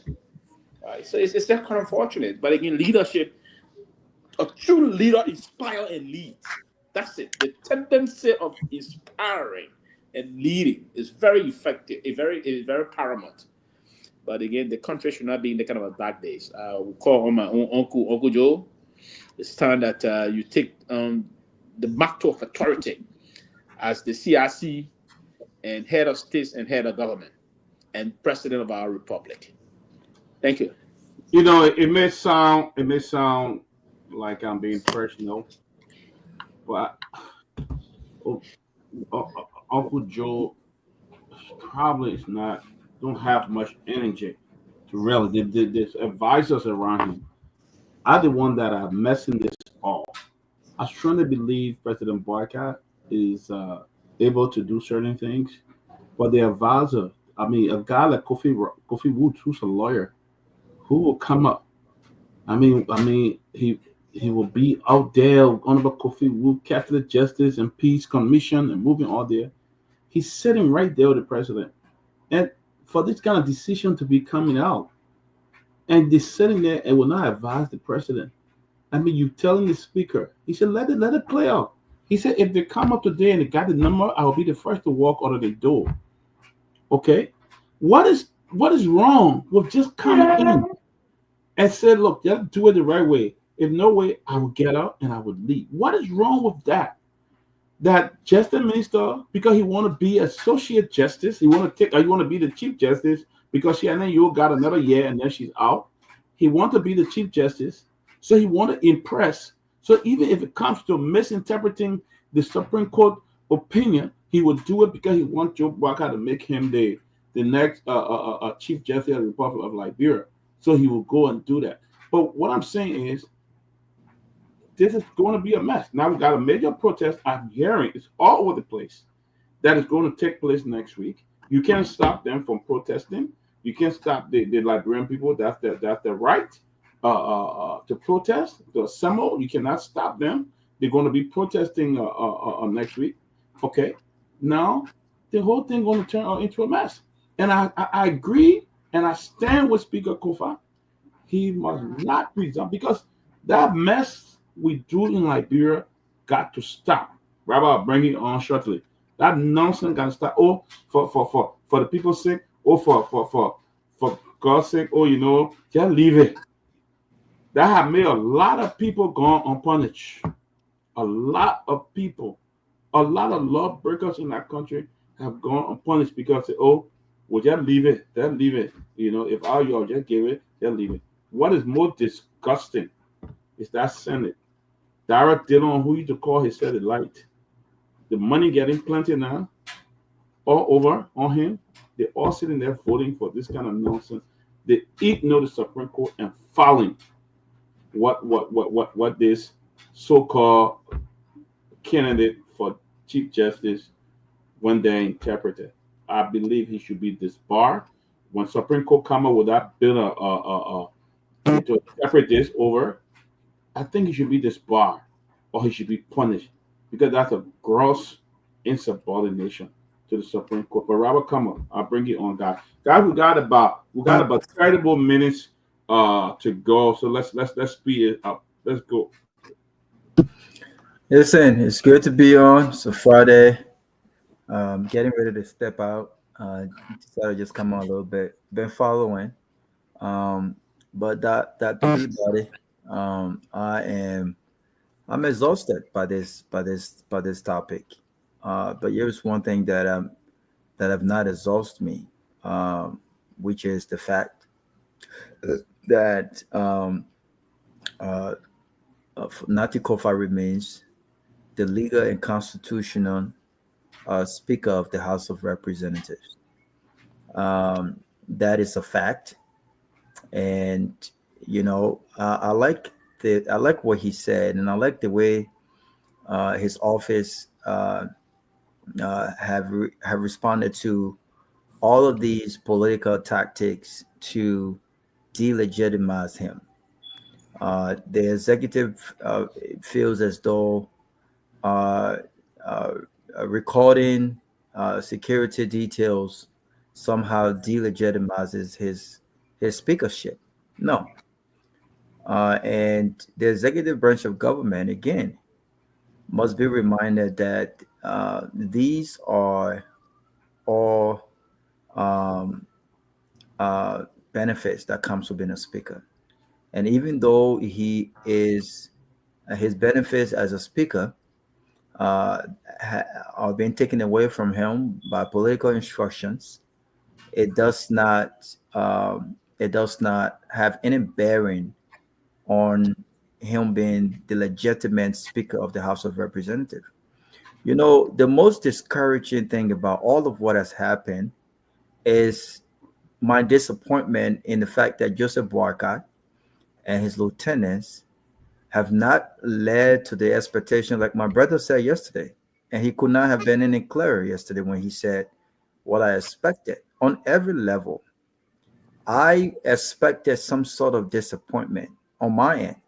I expected people to come on platforms such as ours to really say, you see, we told you so, Robert. We told you that Joseph Boakai had the experience, and Joseph Boakai was the elder in the room to solve some of Liberia's old age issues. That he had it within him to lead in difficult moments like these. I expected that I would be embarrassed and that I would have no option because I'm a man of dignity. If I'm wrong, I will tell you that I'm wrong. I won't beat around the bush. I won't pussyfoot the fact that I'm wrong. And you know what? If being wrong somehow benefits the country, especially as it relates to Joseph Boakai's leadership, his ability to make swift, decisive, wise decisions, then I won't mind admitting that I was wrong about the man. But look at what we've seen. To be honest with you, I think we've seen worse than what I even anticipated prior to these elections under the leadership of Joseph Boakai. And some of the folks that, and I tell all my friends and I know this, I said, Robert, I think sometimes you need to be more politically correct when you address this issue. No, I won't be politically correct. Somebody called me the last time and said, my man, you're from Grand Bassa. You've done a lot of work in Liberia. You're a young man with a lot of good potential. Don't you think it's risky to be on national radio calling the Yobin Kanga Lawrence one of the useless speakers from Grand Bassa? What would happen 5-10 years from now, giving her name in Grand Bassa if he decided to run in Grand Bassa? You know my response to them? Then so be it. I don't have to. Listen to me. I don't That's the have exact to. same pounds I can get it. My livelihood will never depend on my public position. And I will be a fool to repeat the mistakes of my fathers and my grandfathers, my great grandfathers. My livelihood will never depend on whether or not I'm being held accountable for speaking truth to power because of a few powerful names in the political dispensation of our country. I will speak truth to power, even if it means that my connection to whatever job does not come through. But where I come from, we're not used to getting jobs based on connections. We're not used to getting jobs based on who we know. We're used to getting jobs purely based on merits.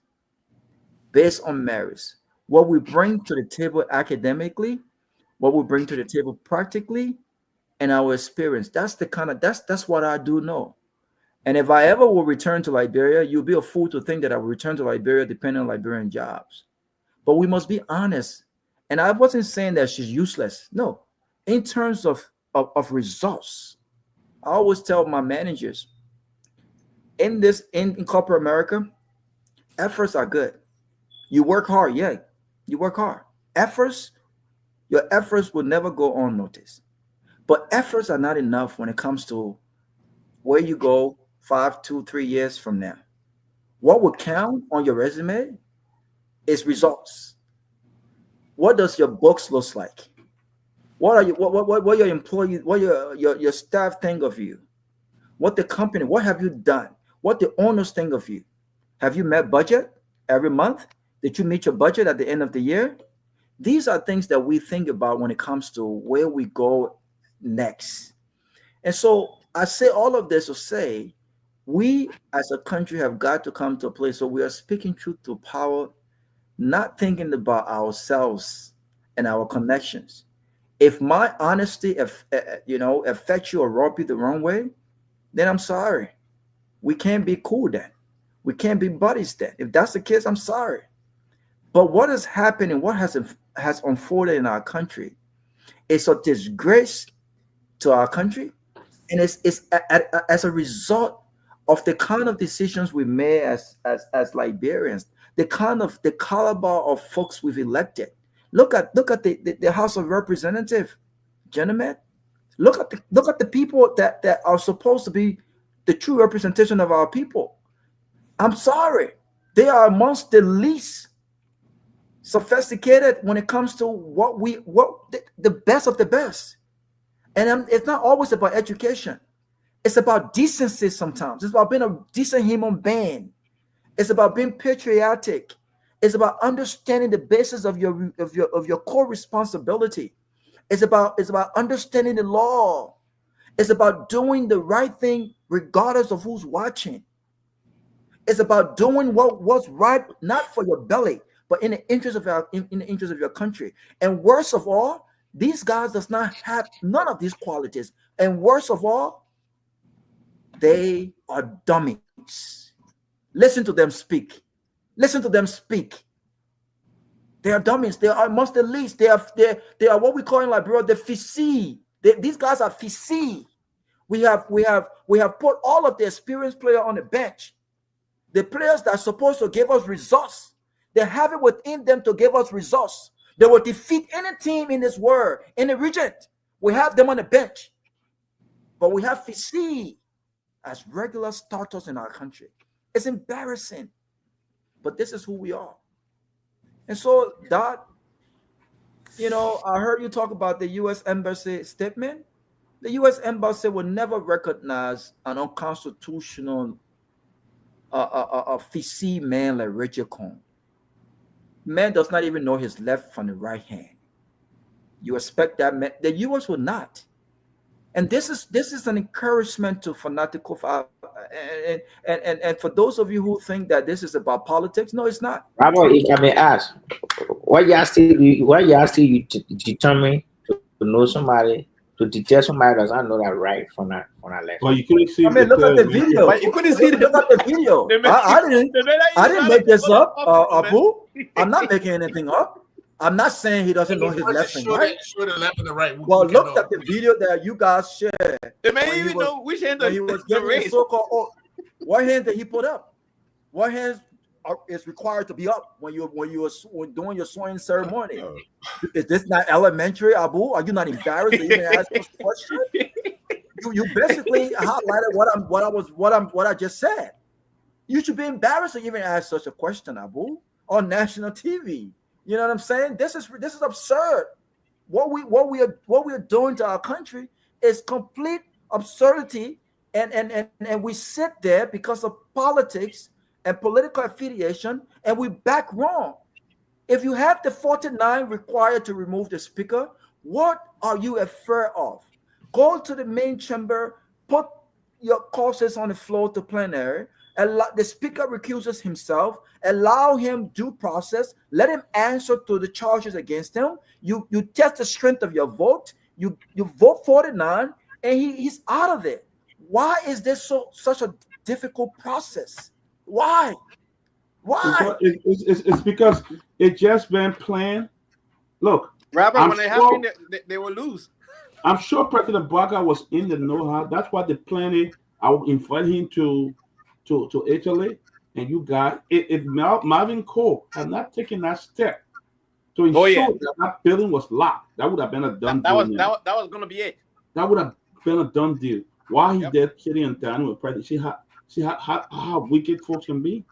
You see how wicked folks can be. You know. So the thing is, what is so disgraceful, or even more disgraceful here, is that every time the U.S. Embassy got to step in and tell us how you do this, this how your constitution work, this the law, they got to correct us. The highest law in the land, the highest court in the land, came out with a decision. You overlook it. Now the American government came and spoke. That's somebody personal opinion that want to run away.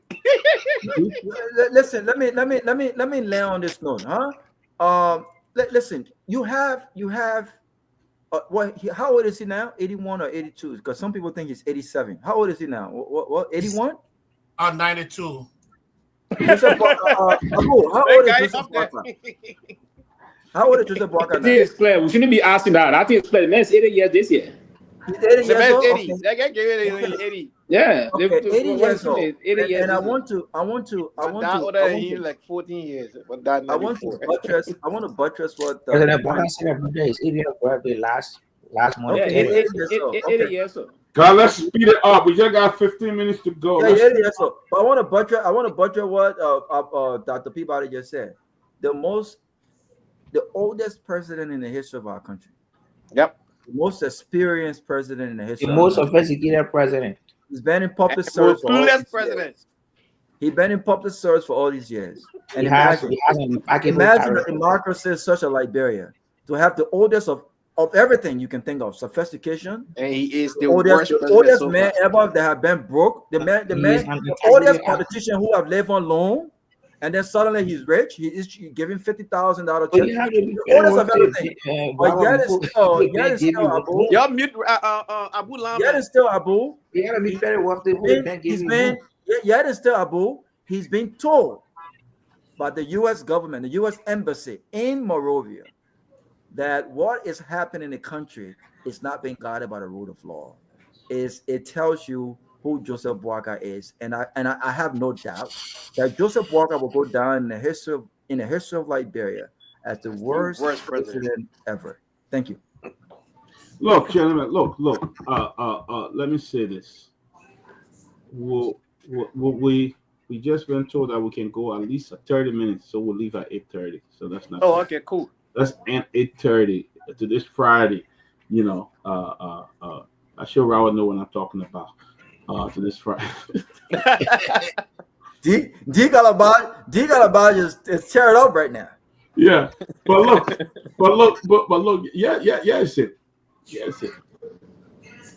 You know, I'm sure President Boakai has a good heart for Liberia, but the energy to do it is not there.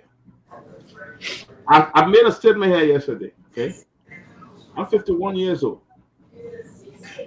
Some morning when I wake up, I feel the pain all in my back. See what I'm saying?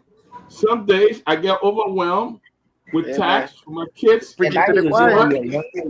What?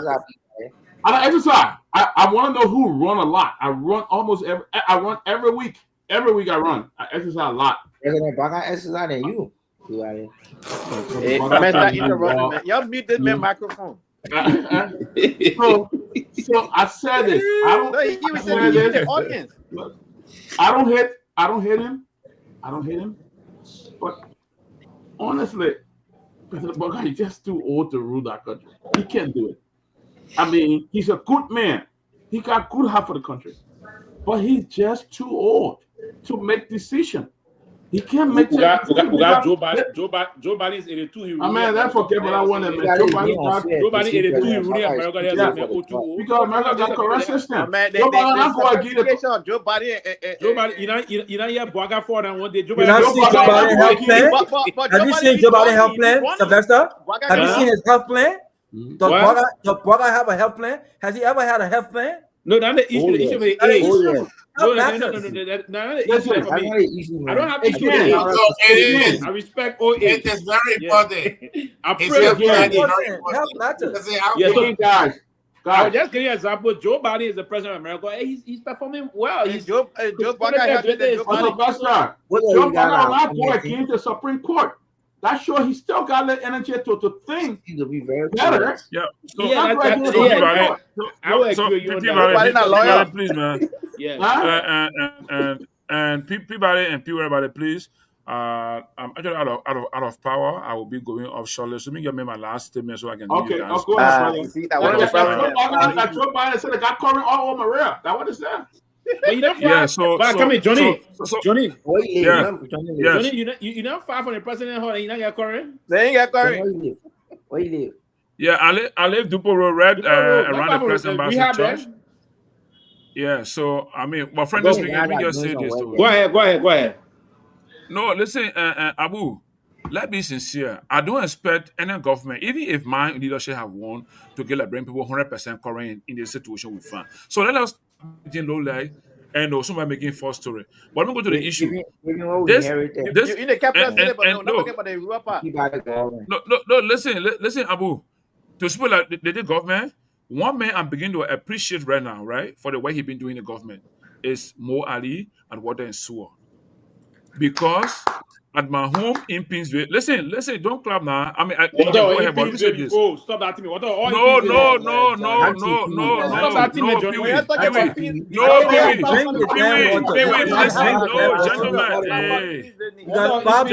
water to drink. You can't even drink that water. What in Pinsville? No, listen. Hold on, that water you're talking about. Can anybody drink it in Savannah?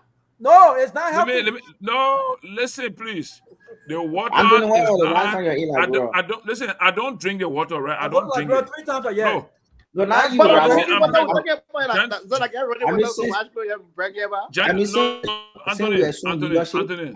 Anthony, we should not treat that brother like this. I'm telling you personally, I've lived you're lowering the bar.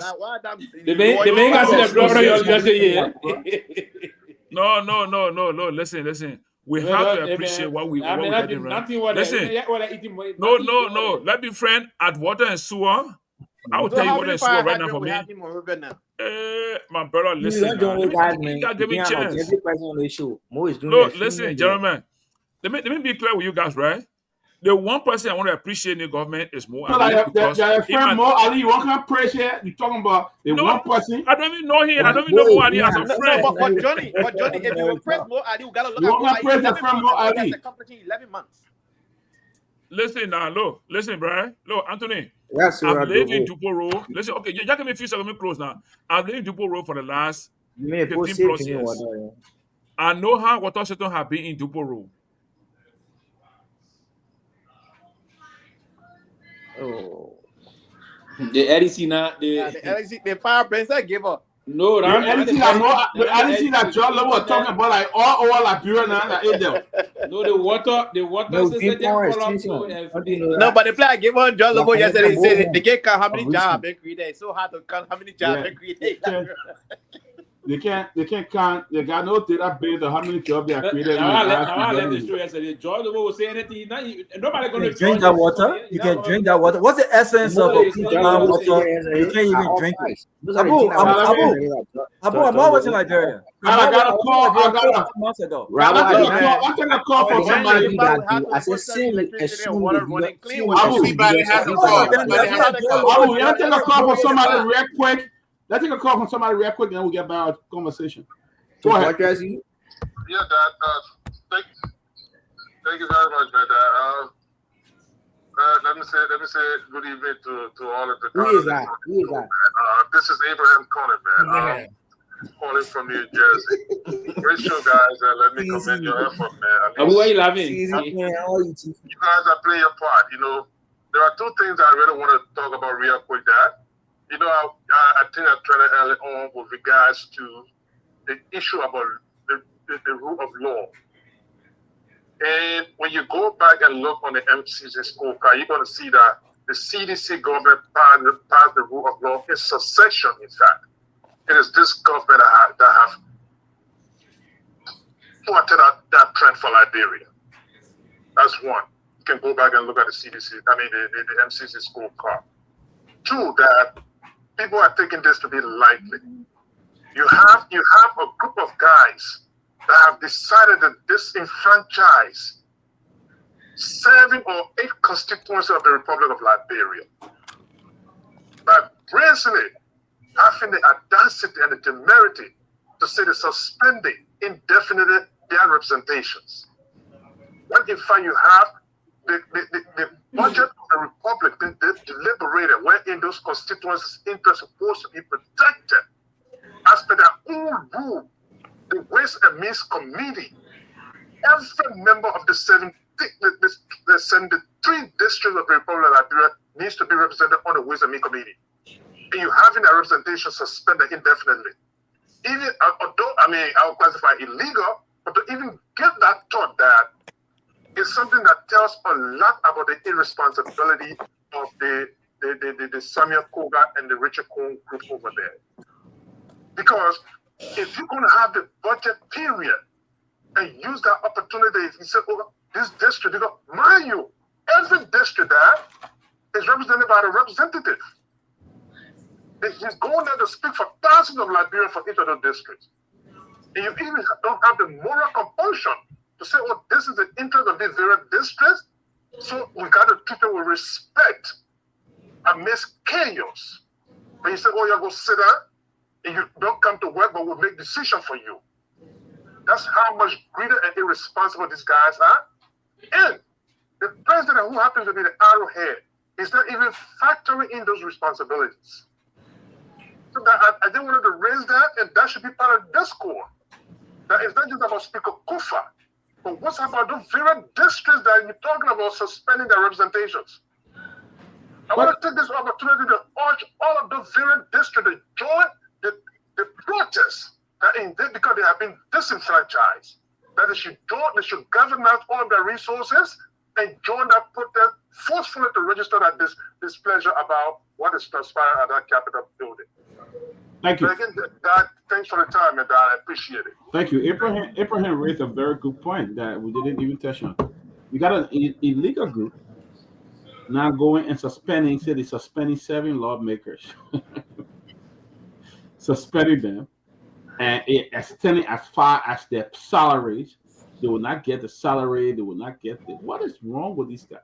I'll wait to see if the finance ministry will honor that. You see?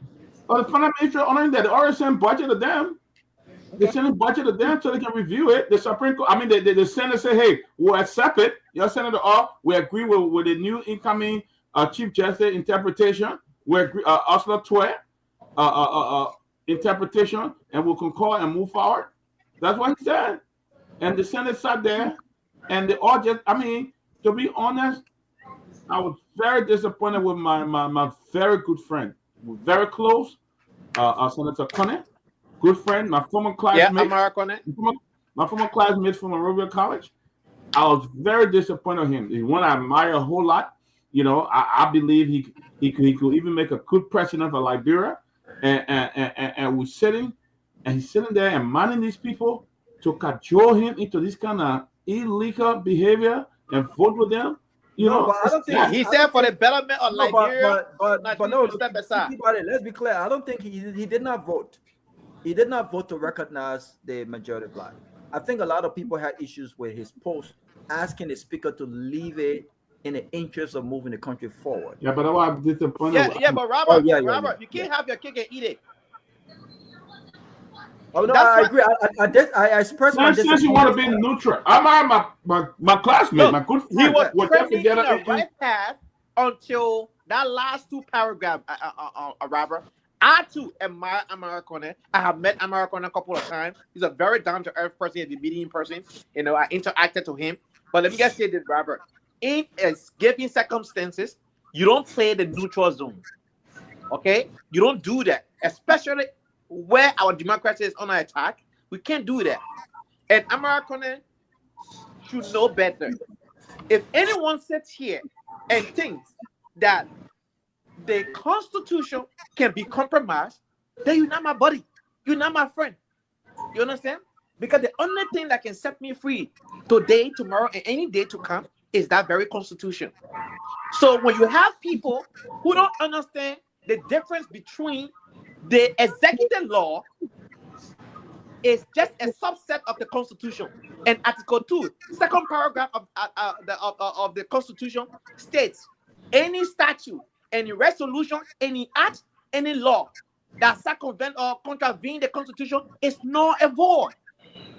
How can the executive mansion law be above your own Constitution, my young brother Abu? Civics. It's simple. I'm stop being deceptive, man. I'm going to stop being deceptive. I didn't tell you that. I said to you. You quoted that law here tonight. No, listen, Chief, listen. I didn't say that. I said the Supreme Court did not decode the ruling. I used to say the legal terminology. Okay. Ultra-viral. Right, no problem. Listen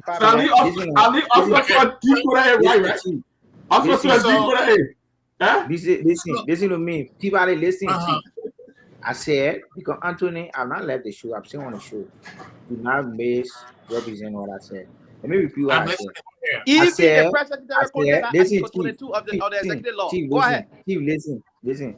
I said to you, the Supreme Court, the legal terminology, the ultra-virus is being misinterpreted by legal minds. That is to say, you have Funati block legal minds are saying that the ruling favor Funati, and then the majority block legal minds said the majority block are not doing. The majority block members are not doing anything contrary to what the law says that govern the legislature. That's what I said. All right, so was the president? Was the president advised on the opinion of the Supreme Court justice, including the executive mansion law? Come again. All right, so Abu, what kind of question asking so? Asking so. How is that possible? I just told you Supreme Court. The Supreme Court is the final arbiter of law. So how do you ask me what is executive laws of the Supreme Court law? Mr. Abu, I want to agree with you 100% that what you said, the Supreme Court confused all of us. Do you think a man will have 14 years of experience in government? What should have been his reliance? Who got 14 years of government? What do you mean? 34 years. Okay, so let's say the president was confused and all of us was confused. And you are an experienced man who worked in government for 45 years. Listen, Chief, bossman. The Supreme Court. Can I the ask Supreme Court, listen, Chief, the Supreme Court falls in another branch. You have 3 branches of government.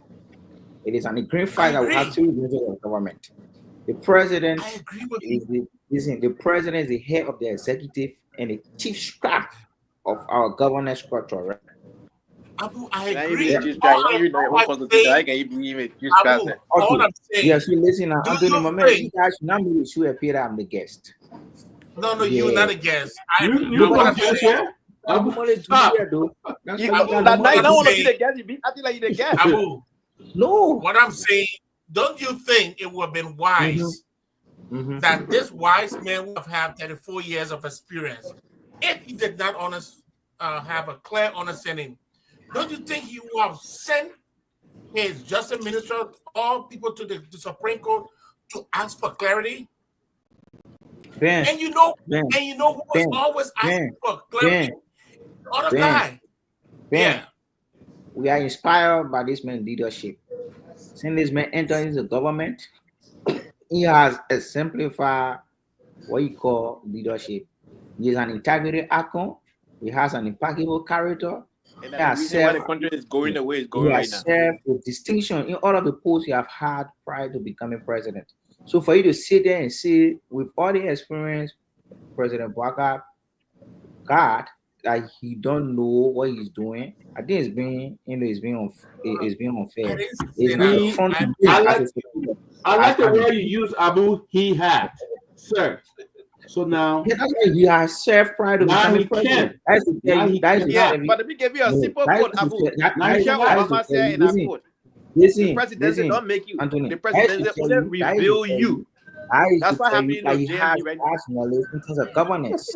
He doesn't. We are inspired by what he has done since he became president. That's what you guys say, but he can't even make a simple decision when it comes to you supported a man who murdered peaceful citizens here. You supported a man. You supported Guar who killed a lot of auditors. And you want to discuss that about government? We did not kill no auditor. I mean, don't say that. We did not kill no auditor. You guys just came to power. How many people died the other day? The police. How many people died the other day? Around 25 million more. Who got shot the other day? We're not going to allow you to distract the show. This is JMB. How many people died the other day? JMB's Liberia. Come again. This is JMB economy. This is JMB Liberia. What did he say? I didn't hear you. How many people died the other day under your own police post right there? How many people died? Where? Right in Monrovia the other day when they had some who did the police did not shoot somebody there? You don't remember? Where did the police I can give you a recollection why the police director had to go to the people and talk to them and apologize. So don't say we are killing people. So that was unintentionally done, and as we speak. Oh, really? It's people are going to go investigation. Why investigation? Please. Let go. We got about 25 more minutes, but before we go, let me thank somebody here who made a contribution to Yamitro Kanga. Thank you for your gift of $25, guys. We still taking funds. We're still taking gifts for our guys in Liberia. We got about $750.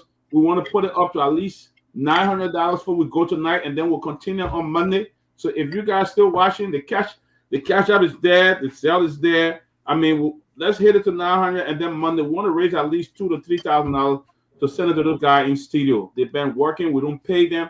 They go home like 1 a.m., 2 a.m. in the morning. We just want to give them a good Christmas. So if you want to, nothing, 5, 10, 20, 30, 50, all will be appreciated. Let me just name those who have contributed so far. Love Doe, Eugenia Green, Palato, Jallah always contributing, even though he's a pain in the butt on every time. We thank you for your contribution. Jerome Gibman, Esther Frederick, Darcy Davis, Dr. Kennedy, Dr. Kennedy, Henry Doe, Melvin Tabo, and Yamitro Kanga. Thank you for your contribution, guys. Keep it coming in, but let's get on another topic. We got a president who said for 40 years, but don't understand what Supreme Court said. This is the decision that we made. He ended up using your own justice minister to come and rewrite an opinion and stuff like that. He doesn't understand. He's been there 40 years. I think aging played a critical part of this. He supported a man who left this country for 48 days. Who? A man who desecrated. Jallah will not give you credit for that. Anthony, but why you always interrupting me? Abu, don't even talk about interruption. Look in the comment section, you will see what the people talking. Interruption? Are you kidding me? The commenters, are you ready? I'm telling you, Anthony, do you really think that I cares about the commenters? These are ANC folks. These are They're not. They're No, they're Liberians. not ANC folks. Don't even. They're Liberians. They are Silesian ANC folks. Why am I wasting my time? They are citizens of our talking about ANC folks. I said they are Silesian and ANC folks. I'm They're big all here. Liberians. Do you know? Jomo Jallah is not a solution. ANC, man. Let me say my last thing before I go. Dr. Peabody, what's the next topic so I can go, man? What's the next topic? The protest that's coming up. The protests are coming up. I think the protest is long overdue. And the protest that I'm waiting for is the one that is led by George Weah, former President George Weah. And I think this is the protest that the government is afraid of. And were you from part of it? Were you go to Monrovia for it? One George Weah put in 40 days. Well, I can't go to I can't go to Monrovia right now because I'm busy with. How are you people out here? Anthony gets you here, though. Oh, Abu, you don't know about me. Let me give you a history of me. You Anthony gets you here. I brought up to I know. You're my 5,000 Liberians today in America, including myself. Where? Anthony. From 2002 to 2003 in Abidjan. And the program started in 2003, July in Abidjan. It ended in 2004. If you are ready to America, if you are ready to no affidavit or support, nothing, nobody filed for me. So if you don't know me, if it comes to protest, that program already set for USA how to do that. Not because you protested. People don't use it as a US system. So listen, Pewee, that was the case. Every other Liberian refugee camp around the world, they were going to go grab people and bring them. It was time, they probably that time, not because of the protest. You have no idea. Every one of other came on that program, our island people had no expiration date. Other people that can come to America, the manager interrupted me. Let me ask you, Pewee, please show your face. Pewee,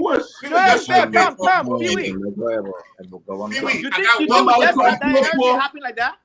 That what happened to other Liberians staying at the beginning, you know why? Because they said, oh, the thing that free thing. They never knew that immigration was going to come and interview people. Let me ask you one question. No, man. So Pewee, don't say that. Guys, people listen to also. We got on the radio. People listen to us. That's for 1 minute. That's out of time, guys. People listen to us. Yeah, let me say my own. Just one small question. Pewee, so Pewee, when you say that Nelson Mandela coming from jail, it was just a coincidence too that coincidence. But again, if we ask that question, right? Nelson Mandela. We work on one day, we'll go show one day and get No. Nelson Mandela. It was not because of protest for nothing. It was people make mockery of here. 1 minute, quickly. 1 minute. In few seconds, it was not because of protest. Nelson Mandela was free. The then South African president wanted to gain some global recognition. It was a plan that he released Nelson Mandela part of the. It was not because of protest. Mandela was in jail for 27 years. Had he been protest, he would have been released. So don't even ask that kind of cheap question. It didn't help you. It didn't help you. So are you saying it was not because of protest? We got people listening to us. Why did they take Liberian from everywhere? I was Liberian in Guinea, in refugee camp. I was Liberian in Accra, Budubrand camp, refugee camp. Man, we're not because of protest. You just wasted your time. You want to go show on the sun. Go ahead. Gentlemen, why did he go pick them up? Gentlemen, we're on the radio, gentlemen. I'll tell you let Robert speak now. We're on the radio. Sorry, Robert. The people that always let the post say about Gary. I know Abu started the whole interruption, so I blame Abu. But that's the protest I'm waiting for, and I think any protest is long overdue. Even though our brother Jallah Patrick attempted a protest, but he had to go regroup on the back. But we're waiting on the protest led by George Weah, and I think that's the protest that this government does not want. But on a more serious note, Liberia is the only country we have, Abu. And in as much as we disagree, in as much as we disagree, I think we all would agree that we love our country. Now, there are some of us. There are some of us who love our country. As far as minister to come here every day. But Abu, can you mute your phone, your microphone? There are some of us. There are some of us who have shown that we love our country more than others through our actions and through our support for actions that does not represent love and patriotism for country. And I just want to end on this and say that Joseph Boakai, as president of Liberia, I don't think, in my view, has shown that he loves the country, because any president who loves the country understands the true meaning of peace. And that president also understands, just given our history, what it takes to not be peaceful. And so what we've seen happen on Capitol Hill, with flagrant disregard of the rule of law, are all things that could possibly lead to unpeaceful behaviors. And so we're hoping it does not get to that point. But Liberia is all we have. And those who are in a position of authority, the position of power, I think it's incumbent upon them to be very careful with the decisions they make and how they utilize the power that they've been entrusted with. And so that's what I would say. I wish everyone a great weekend. Let's have fun, be safe out there, and may God bless you. May God bless our country, Liberia. Thank you. All right, let me go. All right, God. Before let me just recognize somebody. Sarah Doppel, she sent us $25, and Abraham Conner sent us $20. There's somebody called. I sent $20, $25, man. I appreciate the person that don't do that. No, any amount is good. But let me say this: somebody is sending me, I don't know where it's sending a request to us. They call ProPo. They requested $2,500 for closely aggravated. I don't know, but they keep doing it over and over, sending the request, requesting $2,000. Something called ProPo. I don't know who's doing that, but we're gonna block them anyway. But guys, yes, go ahead. Let's do our closing. But they keep saying that like 5 times. I know that the Peabody said earlier he did not get enough information on the LTA thing. For me, anything LTA is my area. Everybody get that terrain, right? Anything LTA is on my own area. I'm very much interested in that area, and I want to speak on this, right? Closing our LTA. We'll call Boakai to appoint one of the commissioner. No, I don't want to work for government in that way. That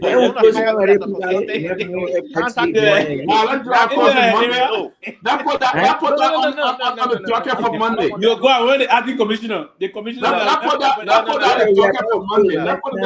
I will not ruin my reputation because of that. No. But everything you see that LTA, we inherited it though. What? You inherited it. Press a glass. I said everything.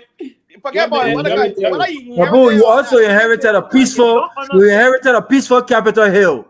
You inherited a peaceful legislature, and you ruined it. You ruined let me get this right. When people are struggling, especially this Christmas season. Right? What people are trying to reach their family members. You can't hike the price. We gotta get up to get some Hennessy shot. On the provider, on the ISP provider, internet service provider. Man, you gotta get some Hennessy shot. Do you know what they would do? They would transfer that taxes that you increase on them onto the consumer. I need to talk to you. Call me. You understand? And what they are doing right now, they are reducing the data packages. They are reducing the for the people, because that is so bad. I got too you many. Can't do that every time you increase. Okay, I don't got a number. Let me connect you. Somebody will get a number to me. I'll call you. I mean, you're interrupting now. Sorry, bro. Sorry. Whenever you increase the tariff on the provider, the provider will take that tariff and spray it onto the consumer. And that's what they're doing to the people in Liberia. Before $1, you could talk for a long time. Right now, with $1, you can only talk for 45 minutes. It's taking away a lot of phone conversation from the people. It's taking away a lot of data time from the people. The people are already struggling. They don't have a job. When they reach out to friends and family members, acquaintances across the globe, they get 1 or 2 cents from there, and they help them to get by the next day or next week. Remittance day. You cannot inflict pain on the same people who don't have job, who don't have opportunity to strive each and every day as a way of generating income. That is a bad practice. You came to rescue the people. You did not come to inflict pain on the people, and that's why LTA did. So, if you put people in position who do not understand the industry, it will hurt the people. Every time. So what's the way forward? The way forward right now, leave it as is right now, and negotiate a better way to generate revenue from different entity or government. Inflating, right now they increase the tariff on the cell phone company, so the cell phone will put that responsibility on the consumer. You think the cell phone company will take the loss? They're not going to do that. Every time you raise taxes on the company will transfer that taxes to the consumer, the end user. Mm-hmm. So how does the That's government raise revenue? How does the government get revenue? Anthony, the government has other areas to generate revenue. You've been disingenuous to the audience. I have less time. If y'all want to talk on this topic, I can help this government from afar. I don't even need to be paid. 3 days free call. The CDC inherited 3 days free call. Forget about the free call. The free call thing, we already passed it. The people already got adjusted for the free call. CDC call but what you got just did with the data and the call service, it's bad. You inflated the price. Mama, I want to look into that thing. I can't talk on that. Yeah, been restored just today because the people complain. And we have to blow alarm before you restore it. It was not restored until we complain. And that's why I say being disingenuous. Oh, that's what? You don't understand the industry. Don't mess with it. I can proper free consultancy, free thing for Patrick Hannah, who doesn't even understand that industry. I say, please, this is very important that Peabody, please highlight Joma Jallah comment. He challenging the ANC person to match or sedition to match a $500 contribution right now. ANC, this is a challenge for you guys, man. Please march Joma Jallah so he can give a $500. ANC slap CDC. So people can come on from the ANC slap CDC. Yeah, man, he's talking about me. He know how to do a lot. Let him pay first. He's talking about me. No, Joma. He said if someone you'll pay. No, but Joma. Why you wait out with the show almost over before you come out? No, but Joma meant doing his thing. He meant doing it. No, but Joma started it from the beginning. The show almost over and the night talking about. Joma been sending out money every week, but he's a No, I respect Joma support the show. I won't lie. Joma, with all due respect, he does support the show, and I respect you for that. Yeah, gentlemen, let raise let hit the thing to 1,000. We don't need $200 right now. Let hit it to 1,000 for you guys go. Let hit it to 1,000. But Joma, no political group can ever raise more money. Okay, that way you know that one for a fact. So don't carry your joking on that. Okay, let's challenge Joma Jallah. Joma Jallah, you put up 500. I'll put up $2. Oh, there you go. What the challenge was tonight? He wants challenge. Right. Let hit. Gotta hit 1,000 for the night. Let's do 1,000 for the night. Gonna blow you that way you had to spend. Gonna brother Charlie. So I when they talk about ATA, now era me I got 18 years now. 18. I think I told you. No 18, brother. But listen, now you cannot disenfranchise the right of the GSM company. You can only negotiate with them. LTA being a regulator. I never said that. You want me to help this government? Get my phone number. I can help them easily. The way the proceeding, they cannot proceed that way. You can find the money different. I'm looking for job now. You can't do that. Where's the government funding? To be honest, Abu, Ben, the government is trying to generate money. Abu, I agree with you. Abdullah is doing a good job at LTA. I agree with you. But when you reflect the prices on the GSM company, the GSM company will say, okay, they will take that, but that responsibility, they put it on the end user. They're not going to put that bill. You're getting everything wrong. I think you have to wait, Chief. What is happening? Guys, we only need $200 for the night. Let that do it before we go. We have raised $200 before we go, guys. We took over. If you're watching us, please. Leadership at FTA, they have an engagement with the GSM company to alleviate some of the difficulties consumers are faced with. And I used to say, when that meeting was held, the current acting commissioner, the chair of commissioner, Abdullah Kamara, is an expert in that field. He has been in that field for the past 11 years. I think Peabody is listening to that. So when that conversation was held, Abdullah and his fellow commissioners did recommend to them to introduce a promo, and that is to say when you have or when you we know what a promo is. Go ahead, man. Yeah. Okay. So $5. Yeah, $5 is now 15 gig. $5 is 15 gig. Unless we are $5 or less than 8 gig. So let me speak to that. I think where the government is making a little bit of a problem.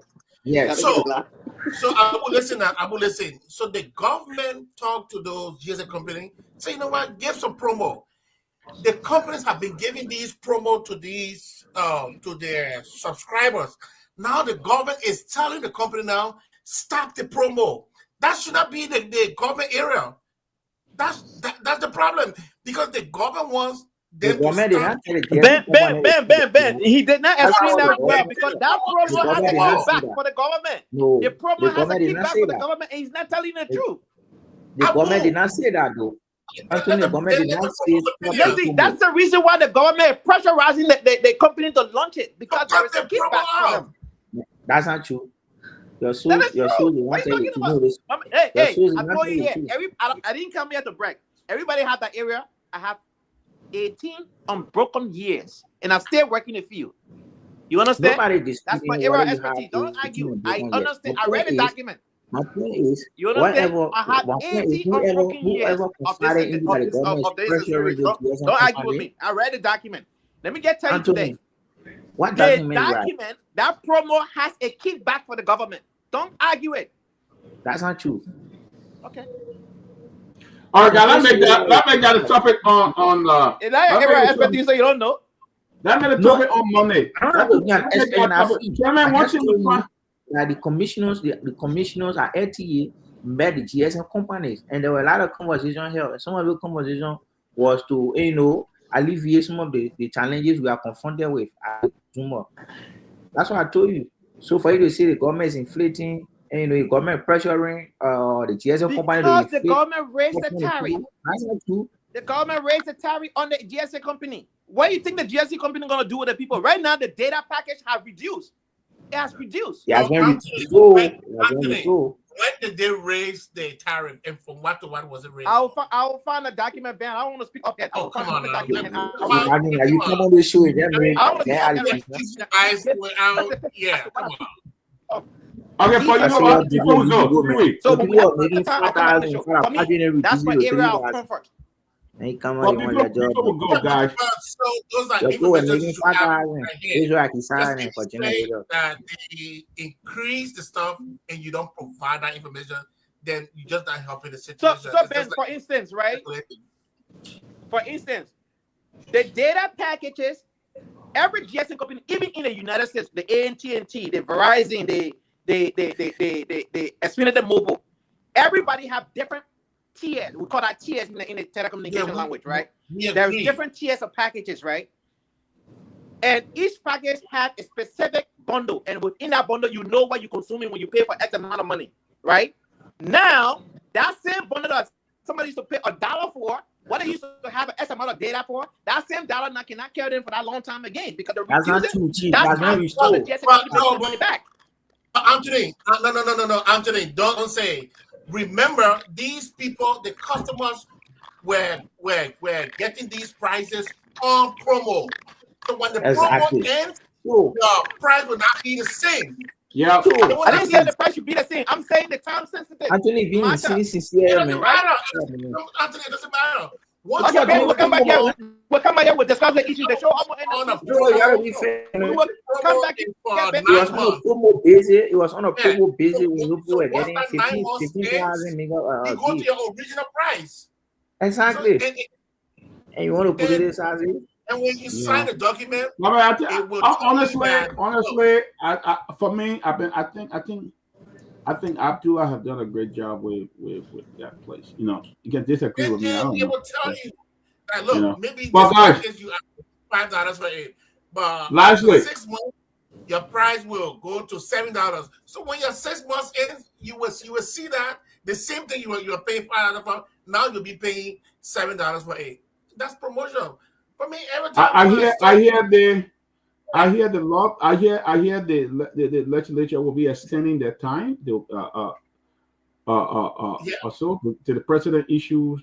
So who now? You don't want to extend the time to paying them extra money and things like that, right? They get extra pay and things like that.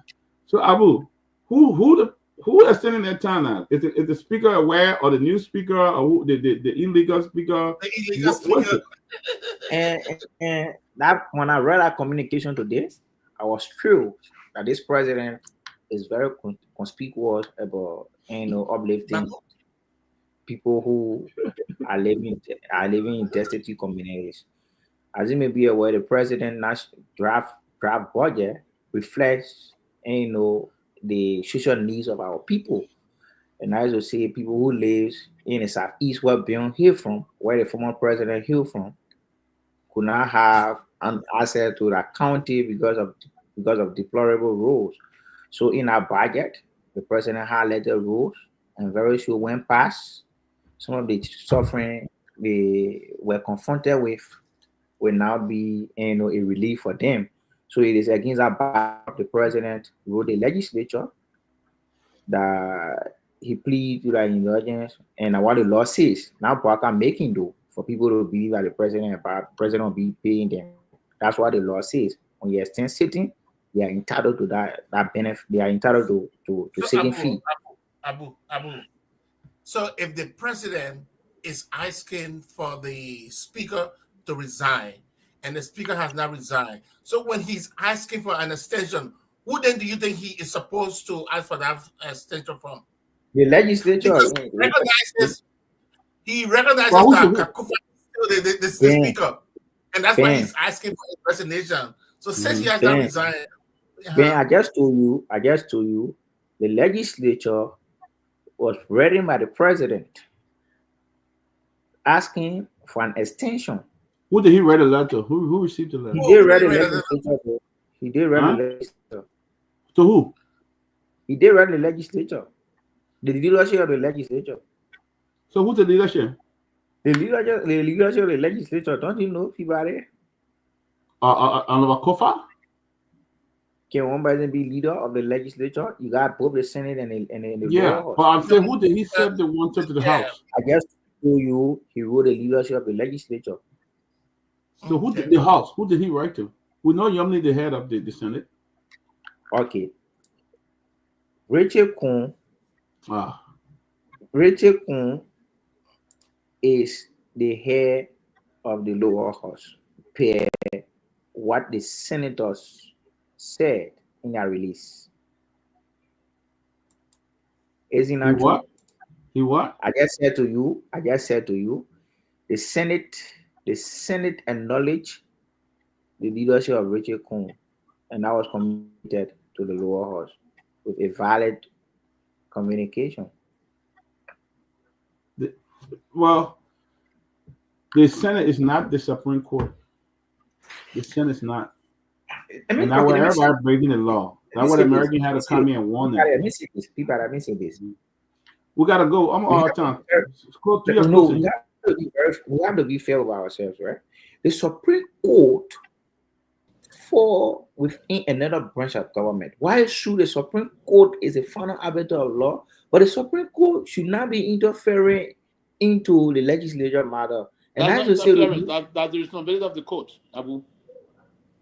The Supreme Court is not there to interfere. Granted, that's why the Constitution says those three branches shall coordinate.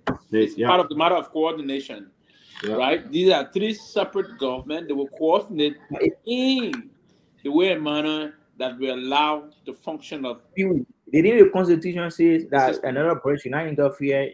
But that's not interference. That's not interference. But that's how all people look. Article 65. Article 65. So let me give you an example. The judicial power of the Republic is vested in the Supreme Court. That's Article 65 of our Constitution. So they are performing their statutory responsibility. It is the responsibility that is given to them by the Constitution rather of the Republic of Liberia. So that is retained the authority of Article 65. And 68 is also clear. 66 rather is clear that the final appetite of anything relative to the rule of law in the country is the Honorable Supreme Court. So there's nothing wrong that would be done on the part of the Honorable Supreme Court if they perform their statutory responsibility by interpreting the laws of our country. The same with the legislature. The legislative power of the legislature is vested in the legislature. In lawmaking, they got oversight on government institutions and government functionaries, right? And the executive got the executive power. They're there to ensure the maintenance, the enforceability aspect of the law. They enforces the law. Then the legislature, what they will do is that they make the law, and the judiciary interprets the law.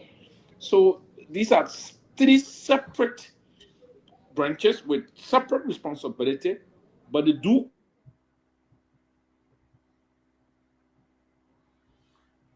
So let's say you mute that. So whether you mute that. So like I was saying, Peabody, all of us investors. All right, guys, let's close it. Oh yeah, I will close it. Let's close it. Then we'll be done. We gotta go. It's done. We okay, let me speak to the comment section. No. No, listen, trust me, I'm not going to be. Ever do that? Don't you ever do that? They will not leave me today. Don't you ever talk to the comment section? You get your own. Trust me, I'm not going to be listening to the commenters. I was going to comment in good faith. The essence of being here is to run our individual opinion as to how we see things. And luminary. As an youthful, exuberant supporters of the Unity Party, I believe some of the sections being made on this show regarding our government has no iota of truth. So as spirituality as I am, I wouldn't hail my government, not any government, for doing wrong. But to conclude, we are here to change the narrative, the mess that we have created. We are here to uplift those people who are living in destitute communities that lost hope.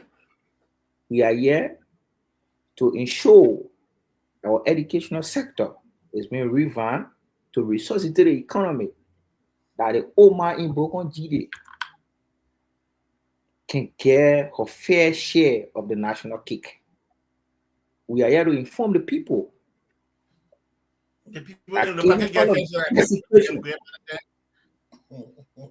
Out of the desecration that we are dealing with this country can be repaired, can be restored. We have a leader called President Garguah, who is very passionate about uplifting this country, who has exemplified leadership since he assumed the responsibility as president, who is very, very passionate about, your livelihood, and that is to see he presented a budget that will reflect the life. Okay. So try to count issue. Listen, let me give you my 1 minute. And here's my I'm waiting to tell me how Joe we have destroyed this country. How many years do you think Garguah needs to fix it? That's all. Okay. My time. Okay. What did we have to do? We have to destroy as president. What did we are doing? We had to go as president of this country. There was no secret that I agree. How many years Baka needs to fix it? As of next year, trust me. As of Ben, next how you year, I got a question. We got left the country. We are left.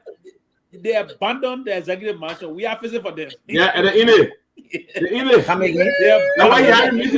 We are facing for them. The mansion, they couldn't fix it for 12 years. They're in it now. You see that drinking tea. The other place right on the side there. I wanted to go, but I gotta go have meeting drinking tea. Peabody being unfair though. I think Ben you a ton to me, right? They didn't. I gotta go. No. I gotta learn, Chief. You have people in the comment section. If you better comment in the comment section, you're not go for it. That was fair. We are here to 60,000. We are here to 60,000. Yeah, this thing here. People English. Yeah, you've been picking there like Sunday or Sylvester. You've been picking there. We are here to 60,000. Cyril. You But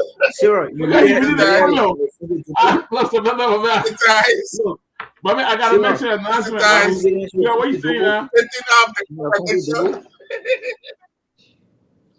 Let me make sure announcement here, man. Tomorrow. They say in Harrisville, Grand Bassa County tomorrow. Abu, make an announcement here. They say in Harrisville at Bubba Deeks Farm, Harrisville, Grand Bassa County, there will be a Duma and BF festival.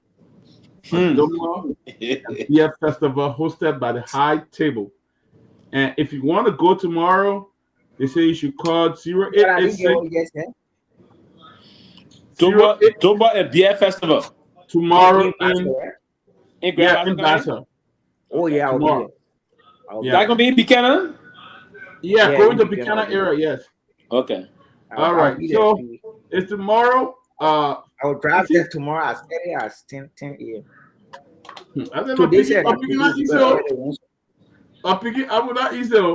So the number to call if you listen from Liberia is 0886 556 3337. 077 077-067-7947. It's going to be at Barbara Deeks Farm, Harrisville, Grand Bassa County. The Beer and Doba Festival hosted by the High Table. Ms. Macam Shalop Ramno from all the way in Maryland is going to be hosting that in Harrisville, Grand Bassa County tomorrow. But guys, look, man, it was a pleasure. I hope we could have show on the weekend or like on the Sunday, but we're still looking into that. But it's been a pleasure. Can I ask a question? I think you guys need to reach out, man, and bring some former government officials. How about you people? You're scared of kind of on the show. Yeah, peaceful governance, man. You guys are aware that when people want the country, I'll say you. I'll say you my number. So you can call me. No, say I'm crazy, man. Say a bit of governance. Y'all can't tell what you're doing. Yeah, you can't tell what you're doing. You can't report on your story. But look, I'm still waiting for you to get near President Weah because you haven't reached about 15% of President Weah yet. I'm still waiting. If you think about bidding for the now millions are reaching the President Weah, then we're not reaching it. But look at the President Yah now. It got a whole clinic in the President Yah. A buffer chief get the president a brand new ambulance. All the things you see the fighting are going on with political brand new ambulance for the president. Brand new one. If you think President Baka will go to lobby with a counterpart, return to the country and pocket the money into his own pocket, the mobile movies there. No one want to put it in for $700,000 presidential convoy. No one want the money planted now. But President Baka did not. What kind of money planted? The money planted. How much the the budget? How much is it? Cloud, I remember it. No. Actually, how much is the budget right now? I recall vividly. Cloud, how much is the first little budget? Katumu Baka. What's the budget right now? How much is it? Huh? I recall vividly. Oh my man. Cloud, we are, boy. Yeah. I see you, man. Let me go. I will have a good night, man. Everybody, thank you. Everybody. Sarah, don't go leaving, man. God bless, man. I'll see all of you tomorrow. All right. All right, buddy. I call you.